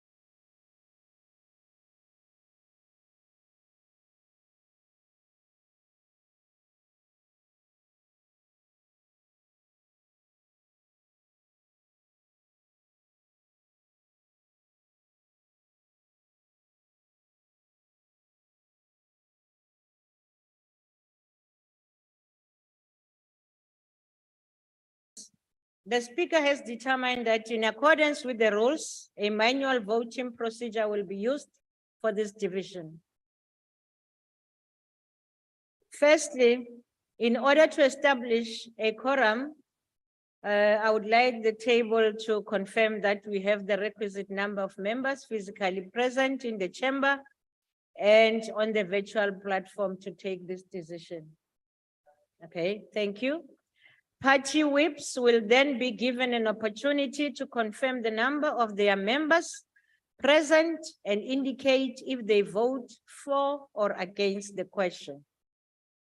A member who wishes to abstain or vote against the party vote may do so by informing the chair. Honorable members, having confirmed that we have a requisite quorum, we will now proceed. The question before the House is that the bill as amended, as the motion was passed by the Chief Whip, is agreed to. Voting will now commence. The doors of the chamber will remain locked and no members will be allowed to enter the virtual platform until voting is concluded. Whips, could you confirm the number of your members present in the chamber and on the virtual platform and indicate if you vote for or against the question? I will start with the ANC. Thank you very much, Honorable House Chairperson. In the House, we are 46. On virtual, we are 145.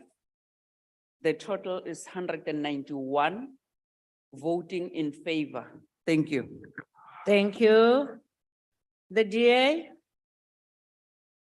House Chair, in the House, we are 17.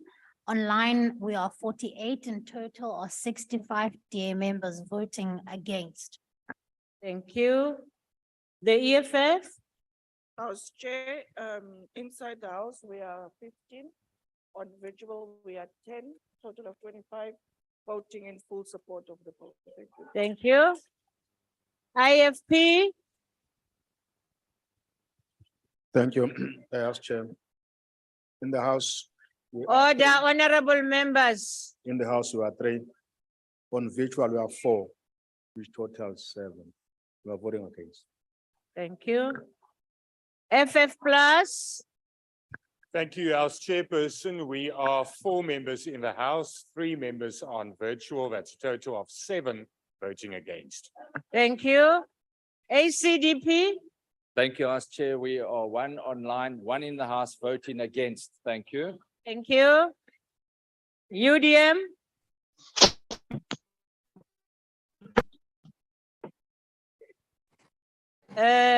Okay. Agaseko. UDM, ATM? ATM? Good. Madam Chair, 1 on virtual, voting in support. Thank you. NFP? NFP, gone. AIC? AIC? Mamenji Peter, sir, please mute your gadget. Cope? PAC? Al-Jama? 1 on virtual, we vote in favor. Thank you. Honorable members, is there any member that wishes to abstain or vote differently to their party? None. The voting session is now closed. Thank you.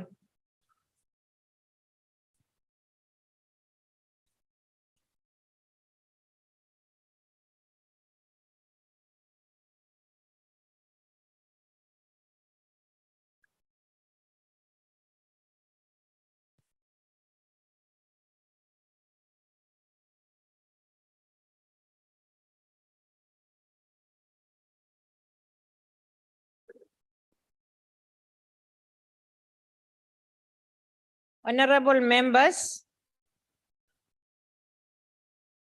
the results are as follows. The ayes 218. No 81. No abstentions. That says the bill has been passed. Honorable members, order.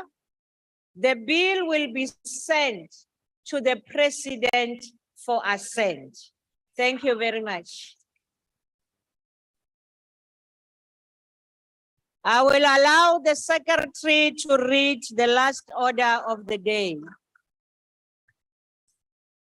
Consideration of report of Portfolio Committee on Health on Oversight visit to Eastern Cape Province from 4th to 6th November 2022.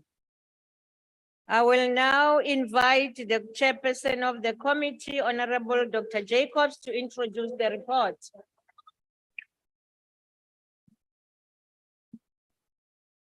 Thank you, Chairperson. The Constitution of South Africa enjoins Parliament to conduct oversight. Order, members, order. All organs of state, including those at provincial and local level. The committees of Parliament are obligated to ensure that the executive fulfills its mandate and is held accountable at all times. Accordingly, the Portfolio Committee on Health embarked on an oversight visit to health facilities in Nelson Mandela Bay in the Eastern Cape from the 4th to the 6th of November 2022. The committee's oversight visit was informed by various reports which showed coherence on the challenges confronting health facilities in the Eastern Cape, including the Public Protector of South Africa's report on allegations of worsening conditions at healthcare facilities and hospitals in the Eastern Cape. An investigation by the Health Ombud, which identified various challenges with a recommendation that the Portfolio Committee visits the Eastern Cape. An investigation by the Special Investigation Unit into allegations of corruption and maladministration within the Eastern Cape Department of Health. The committee visited the following healthcare facilities: Uitenhage Provincial Hospital, Doran Ginza Regional Hospital, Livingston Tertiary Hospital, and Port Elizabeth Provincial Hospital. The committee made the following key observations on financial issues: that the budget cuts, accruals, and medical legal claims result in health facilities being unable to deliver optimal services due to financial constraints, that the accruals and medical legal claims deplete the department's budget early in the financial year. On governance with respect to Livingston and Port Elizabeth Provincial Hospitals, the key challenge is the complexing of the two facilities, which makes it impossible to ensure proper governance of the two facilities. On human resources, staff shortages is a major challenge across all visited facilities, both clinical and non-clinical staff. Appointment of non-clinical posts was last done in 2018, resulting in the discontentment by stakeholders. On infrastructure, the infrastructure of all visited facilities is in a poor state. Maintenance is not done at these visited facilities. The infrastructure is dilapidated, with cracked floors, leaking roofs, and peeling paint. There is a general lack of space, overcrowding, and lack of privacy, which infringes on patients' rights. On cleanliness and equipment, all visited facilities are very unhygienic, posing a health hazard to health users, except for some units at Port Elizabeth Provincial Hospital. Equally, there's a shortage of medical equipment and supplies and an abundance of broken equipment. On safety and security, Utenake Hospital, Doran Gins and Livingston Hospital reported safety concerns in the facilities. People fight outside the hospital and take their fights inside the mentioned facilities. This poses a concern for staff working at these facilities and patients. The committee observed the uniqueness of the 4 facilities and that they strive to provide a full package of health services, thus ensuring no user is left behind. The committee was impressed with the level of commitment from the management and officials in these health facilities. The conditions in which they work are extremely depressing, yet they exhibit compassion for the health users who depend on them for services. The committee made the following recommendations to the Eastern Cape Department of Health: to decomplex the Livingston Hospital and Provincial Hospital to ensure dedicated management at each hospital, fixing of infrastructure and a maintenance plan for health facilities, ensure timely procurement of essential medical equipment and maintenance plans for the equipment, lifting of the moratorium on the employment of non-clinical staff, appointment and capacitation of governance systems, specifically hospital boards at all facilities, an urgent strategy to address medical legal claims and the causes thereof, ensure that hospitals have in-house laundry services and have adequate quality and quantity of linen. The committee requests the Eastern Cape Department of Health to respond to the committee within 3 months of adoption of the report by the National Assembly. And I want to take this opportunity to thank all the members of the Portfolio Committee on Health for their attendance at the oversight. Thank you, Chairperson. Thank you. Honorable members, I will now recognize political parties wishing to make a declaration. The DA.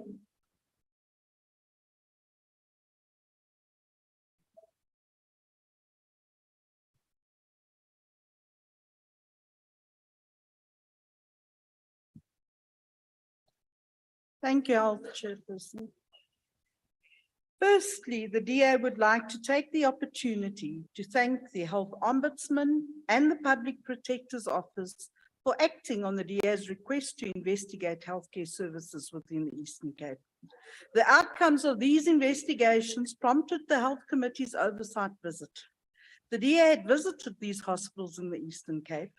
The findings were so horrific that I sent a letter to the Ombudsman and the Public Protector's Office to request immediate investigations. Their findings were similar to those of the DA.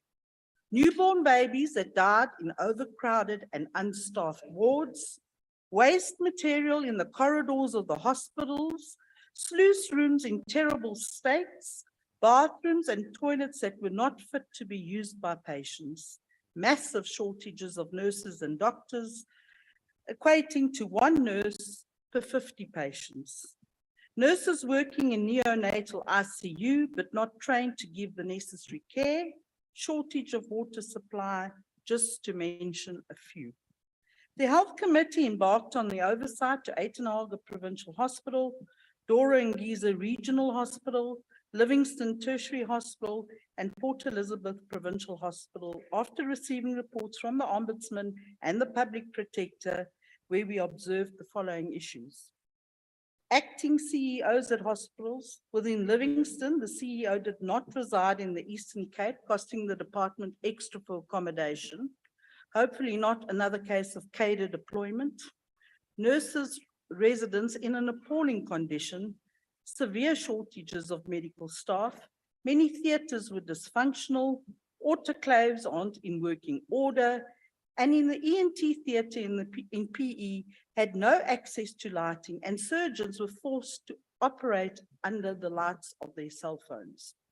Patients have to bring their own blankets and linen due to severe shortages. No electronic filing systems in any of these hospitals. In fact, patients' files were shoved in rooms lying all over the place. Maybe the president should have visited our health facilities before making the following statement in his SONA, and I quote, improving quality of care in our clinics through the Ideal Clinic program. In fact, only 55% of public health facilities have Ideal Clinic status, and oversights have revealed how dire the situation is on the ground. A professor in the neonatal ICU told us that when they are full to capacity and babies are transferred to a general ward where they will not receive specialized medical care, parents are told to prepare themselves for the worst. This is too shocking to even comprehend. No wonder the Eastern Cape has a medico-legal claim amounting to more than 920 million rand. In August last year, senior and junior surgeons at the Livingston Hospital were unable to perform life-saving surgeries as there was no clean linen in the theatres. Apparently a common occurrence there.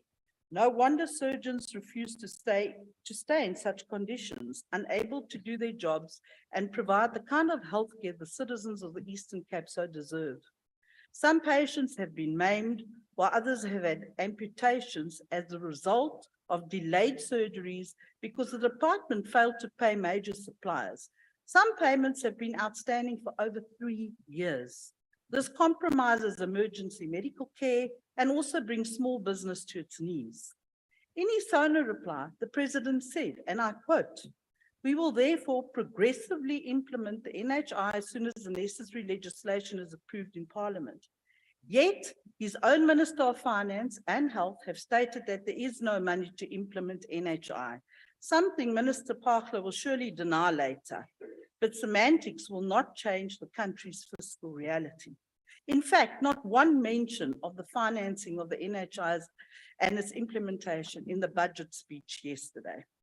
State healthcare is on life support. We do not have the infrastructure to support the NHI requirements. The ANC government has proven themselves untrustworthy when it comes to maintaining and developing public services and infrastructure. They have failed in the simplest things, paying service providers, filling critical posts, and putting systems in place to ensure uninterrupted quality healthcare. The DA recommends that the Eastern Cape Health State facilities are placed under strict administration to resolve the myriad issues identified in our oversight visit. We support the report as true findings. I thank you. Thank you. EFF.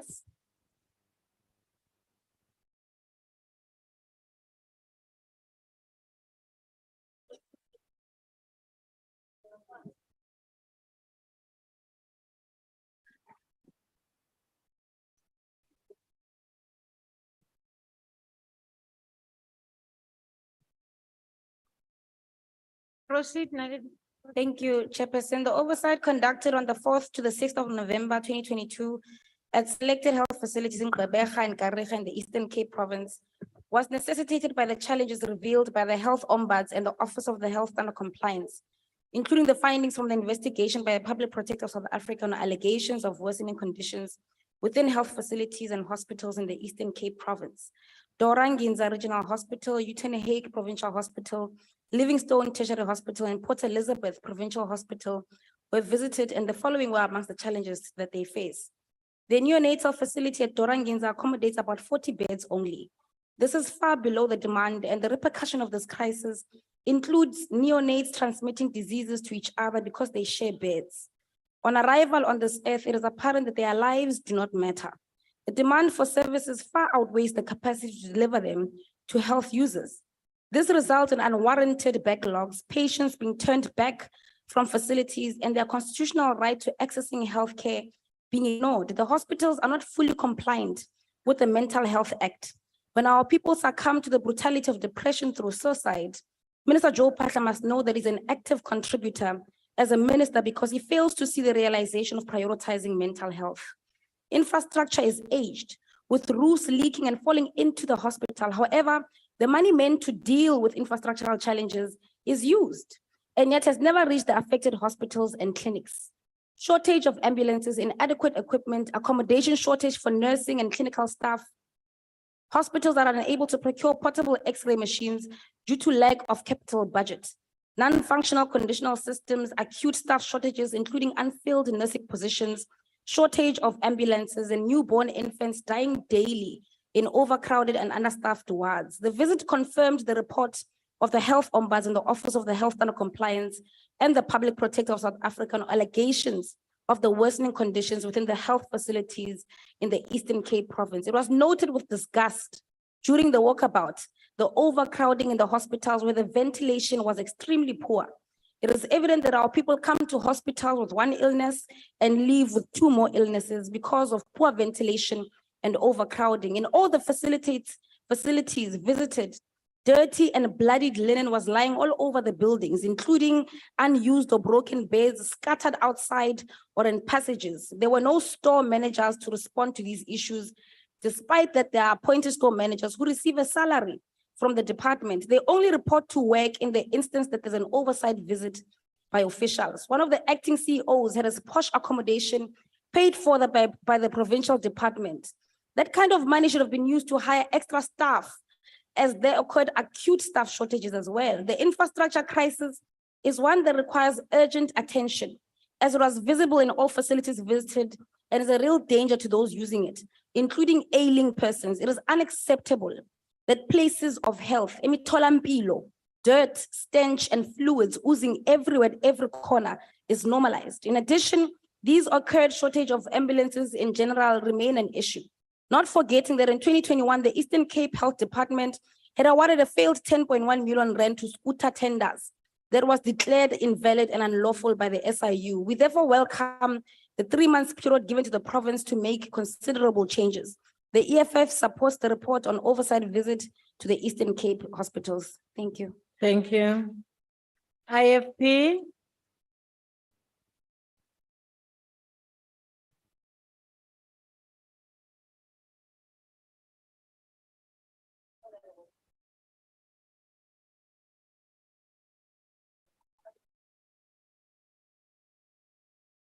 The IFP supported the report. Honorable House Chair, the right to have access to health, health care service is a basic human rights guaranteed by the constitutional section 27 on the constitutional provide that everyone has the right to have access to health care service, including productive health care service, and no one may refuse emergency medical treatment. The state of health care service in the Eastern Cape is undeniable bad. So bad that they stand in the way of South Africans and their constitutional right, the public protector and the health ombuds, and now the committee have confirmed this condition in the Eastern Cape that is critical. The demand for care for outweighed of the resource available. This is a special obvious for maternity and neonatal service. Newborns are dying in overcrowded and understaffed wards. Pregnant mothers are forced to sleep in chairs and wait days for care. Nurses who attend them are underqualified, and hospitals are not equipped to handle the need. There are staff shortage every 10. Nurses who are not theater trained and in their theater, while other nurses are double as cleaners. Officials are working as porters, administrators as cleaners. Nibone ukuthi bahlupheka kangakanani abantu bakithi. Akukho nje okungcono laphana. Amaposti, ikhala zemsebenzi azigcwalisiwe. Konke akwenzeki ngendlela ephilayo. Ngicela lendlu ukuba isize iwulekelela umnyango ngokuthi kwenziwe njani lapha, ngoba ayikho impilo, abantu bakithi bayahlupheka ngoba ayikho impilo. Impilo uyithola esibhedlela ungena nje ubona ku clean, unuka kahle, uyaphila noma ugula. Kodwa lapha uguliswa yikho khona lokho. Kuze kusizeke ne-NGO ekhona ingenelele nayo Sithokoza, ikusize. Mhlonishwa. I-IFP iyayisupporta le report. Thank you. Agbare van Standen van die FF Plus, dis is 'n geleentheid nou. Dankie huisvoorsitter. Geagte huisvoorsitter, met ons komitee se besoek aan die Oos-Kaapse hospitale was die toestande wat ons as komitee daar aangetref het om die minste te sê uiters haglik en waaglik geweest. Die verslag wat vandag ter tafel gelê word skep 'n akkurate prentjie van die haglike toestande van hierdie instellings. Die toestande was so sleg geweest dat van my kollegas aan my regterkant hier van die ANC by die Dora Nginza Hospitaal in trane uitgebars. Dus dan moet jy dink hoe besef hoe erg was dit geweest. Die komitee voorsitter ook is as volg op 9 November in die 2022 media aangaan en hy het gesê die hospitaal is teleurstellend vervalle en dringende ingryping is nodig. Die Livingston Hospitaal is in 'n droewige toestand en verdien nie om 'n hospitaal genoem te word nie. Die VF Plus het tydens die komitee se besoek aan die Dora Nginza Hospitaal dit baie duidelik gestel dat hierdie hospitaal gesluit moet word aangesien dit nie geskik is vir menslike gebruik nie. Die betrokke hospitaal is nie eers in besit van eenvoudige items soos besems en moppe nie. Dit was duidelik dat die betrokke instelling jare laas besoek was deur enige inspekteurs van die kantoor vir nakoming van gesondheidsstandaarde en dat die wet op beroepsgesondheid veiligheid nie nagekom word nie. Dan moet kennis geneem word van die feit dat die waarnemende hoofuitvoerende ampte van die Livingston Hospitaal ten duurste in 'n hotel tuis gaan terwyl die provinsiale departement vir sy gemaklike verblyf moet betaal. Dit terwyl daar nie behoorlike befondsing is om toerusting of mediese toerusting, medisyne en ander noodsaaklikhede aan te koop of om te herstel nie. Dit terwyl daar ook 2941 vakante poste in die provinsie is. Nie kliniese poste was laas in 2018 gevul. Dokters van die instellings het ons ook ingelig van die swak toestande waaronder hulle moet werk om pasiënte se lewens te probeer red met dit wat hulle tot hulle beskikking het. Wat 'n absolute skande. Volgens die LER in die Oos-Kaap het die provinsiale gesondheidsdepartement in die 21-22 boekjaar 920 miljoen rand uitbetaal aan regseise. Volgens die LER gaan die volgende bedrag spandeer moet word aan die opknapping van infrastruktuur: 36 miljoen Dora Nginza, 14 miljoen Livingston, 14 miljoen PE privaat provinsiale hospitaal en 6 miljoen in die Uitdaging Hospitaal. Daar is verskeie afdelings wat in die Port Elizabeth Hospitaal baie mooi goed ingerig is, maar dit is gedoen in samewerking met die private sektor. Die res van die hospitaal is vervalle. Die VF Plus sal nie sy geveg in die regering oor die toestand van ons land se staats- en provinsiale hospitale staak nie en ons sal ons veldtog in alle erns verskerp om hierdie waaglike toestande waaronder pasiënte en gesondheidswerkers daagliks gebuk moet gaan aan die groot lockdown. Huisvoorsitter, die Vryheidsfront Plus ondersteun die verslag. Baie dankie. Dankie. ACDP. Thank you, Chairperson. The ACDP notes with deep concern the report by the Portfolio Committee on Health on the state of healthcare services in the Eastern Cape. The report by the Portfolio Committee on Health reflects the state of political leadership in our country under the ANC government. The term governance in the Webster Dictionary refers to the authority and direction of an institution under the control of a guardian or public officer. In ancient times, the role of a guardian was to protect and to keep under guard. For the sake of time, I will just reflect on a few issues. The acting CEO of Livingston Hospital states per the report that there was a governance collapse at the hospital. The statement certainly can be applied broadly on the healthcare system of the Eastern Cape.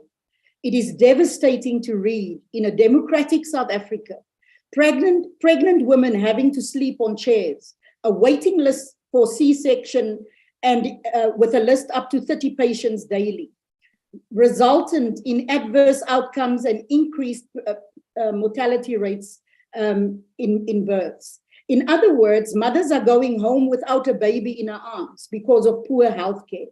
This after she has been subjected to physical discomfort, poor care during labor, and no aftercare support. The death of a child is devastating on women.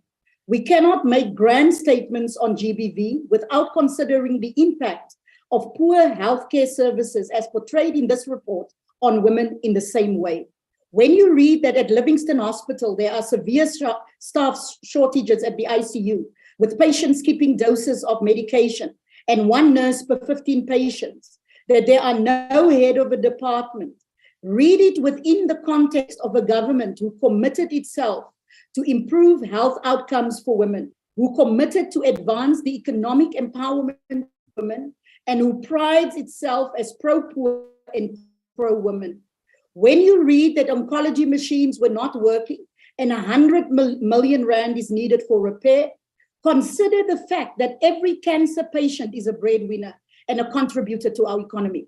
Consider that every child growing up without a parent faces a higher risk to become vulnerable to social ills. When you read that the committee noted the presence of young girls in the maternity ward, consider that this government undermines the rights of parents through proposed legislations like the Bella Bill and the legalization of prostitution. This government weakens the family structure through lack of intervention and fails its constitutional duty when it comes to service delivery. This Honorable Deputy Minister Mashego, please mute. I'm checking your time. Yeah, I think it has to be 6 seconds. In 6 seconds, I would state that the government as guardians are responsible for the state of health institutions like Livingston Hospital, Uitenhage Provincial Hospital, Port Elizabeth Hospital, and Dorang Ginza Hospital. And our government cannot decry the state of GBV for women and children, while as a government you are asleep at the wheel. Thank you. Thank you. The UDM? ATM? Good. NFP? AIC? No COPE? declaration. Thank you. COPE? PAC? Aljama? Thank you very much, Honorable House Chair. Honorable House Chair, we would like to thank the Portfolio Committee on Health for a report that has opened the eyes of honorable members in this parliament. It is quite clear that the state of many of our hospitals and clinics is much to be desired.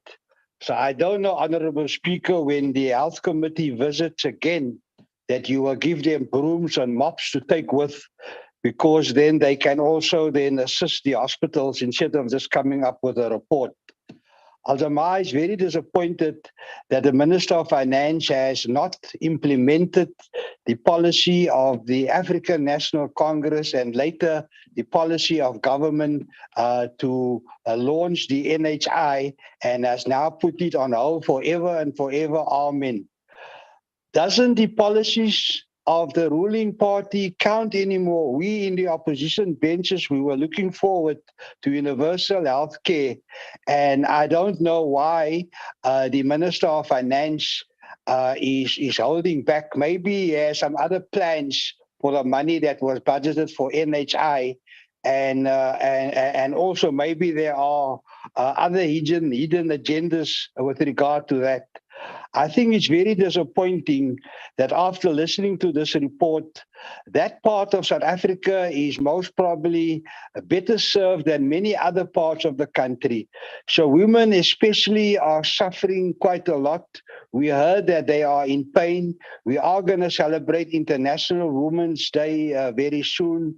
And because of this report and also the negligence of this government with regard to rolling out the NHI, there will be nothing to celebrate on International Women's Day, but we will have to use that day to force the government to implement the policies that the people voted for a political party to introduce NHI, and the nation is being let down and let down. That is very shameful. I hope that when the budget comes up for adoption, the ANC members will vote against the budget. That is the only right thing to do to show their displeasure. Otherwise, they will show that they don't respect the policies of their own organization. What kind of an organization is that? Thank you very much. Thank you. The ANC.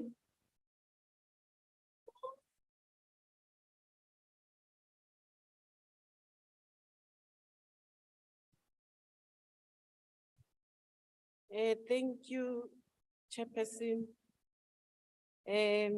Honorable members, the hardworking portfolio committee chairperson, Dr. Jacob.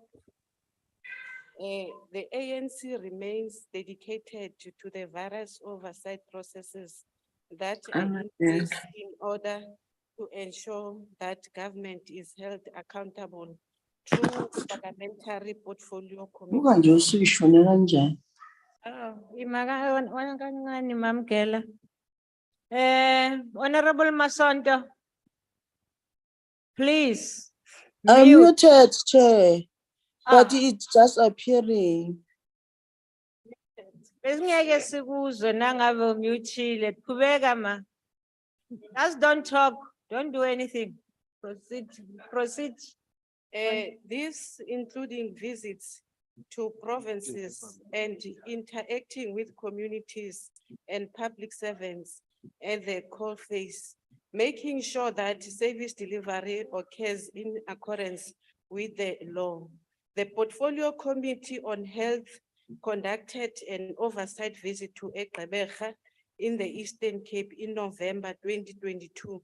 This committee visit being justified by the report on the difficulties facing the province's healthcare facilities, including the public protector's investigation into comes of a deteriorating condition in the Eastern Cape healthcare facilities. Indeed, the condition that the oversight report being tabled today show a demeaning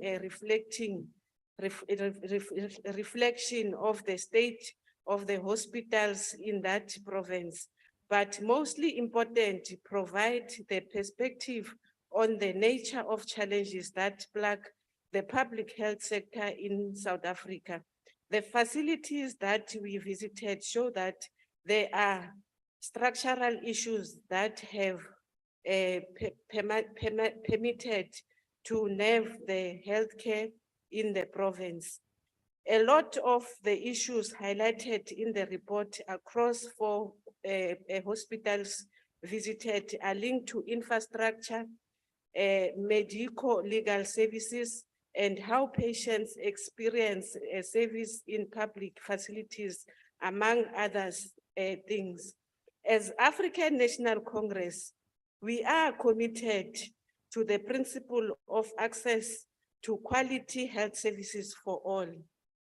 We also acknowledge that because of the two-tier structure of our health system, there is an enormous backlog in public health care due to unequal allocation of health expenditure, which is heavily weighted towards the private sector.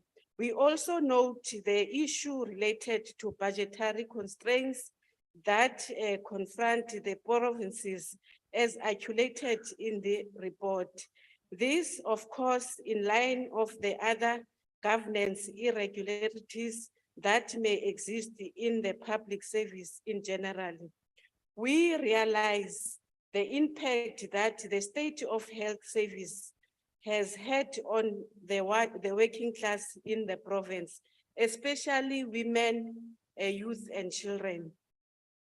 And we believe that these issues should be addressed as a matter of agency.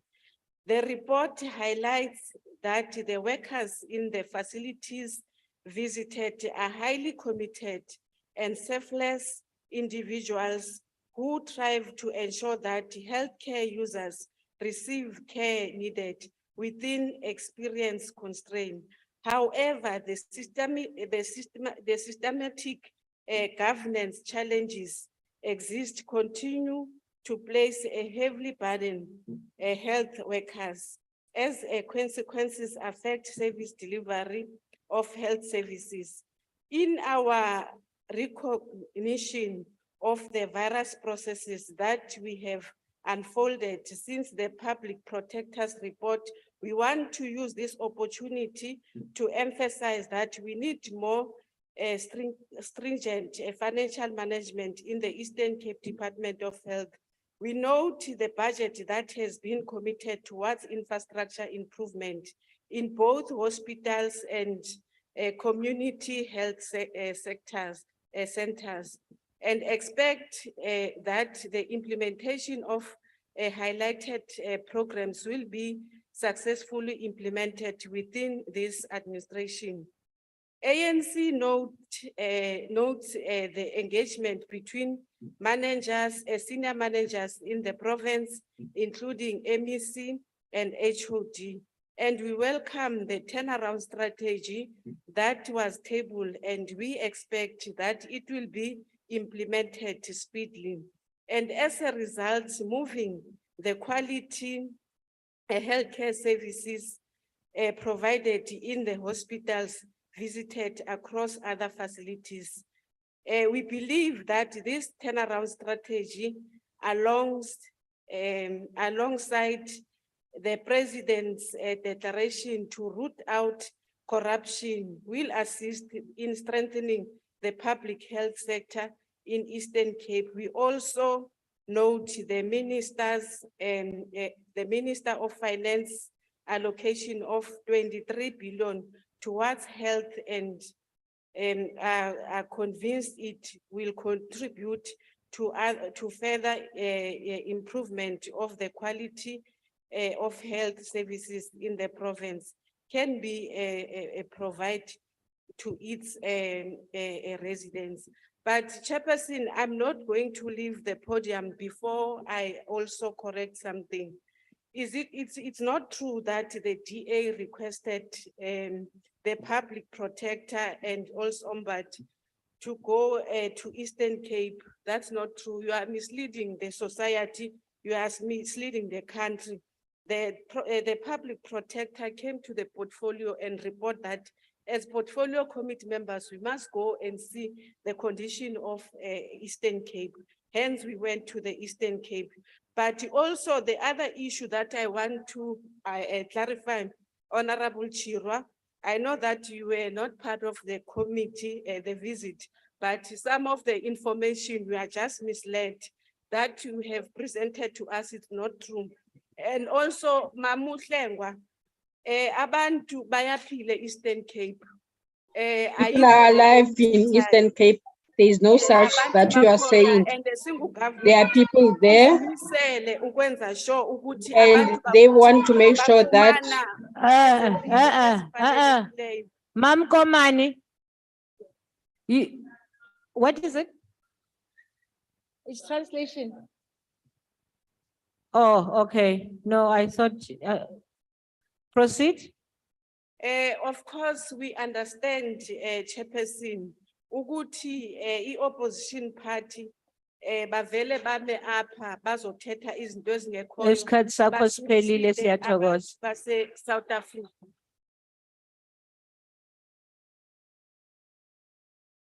Thank you.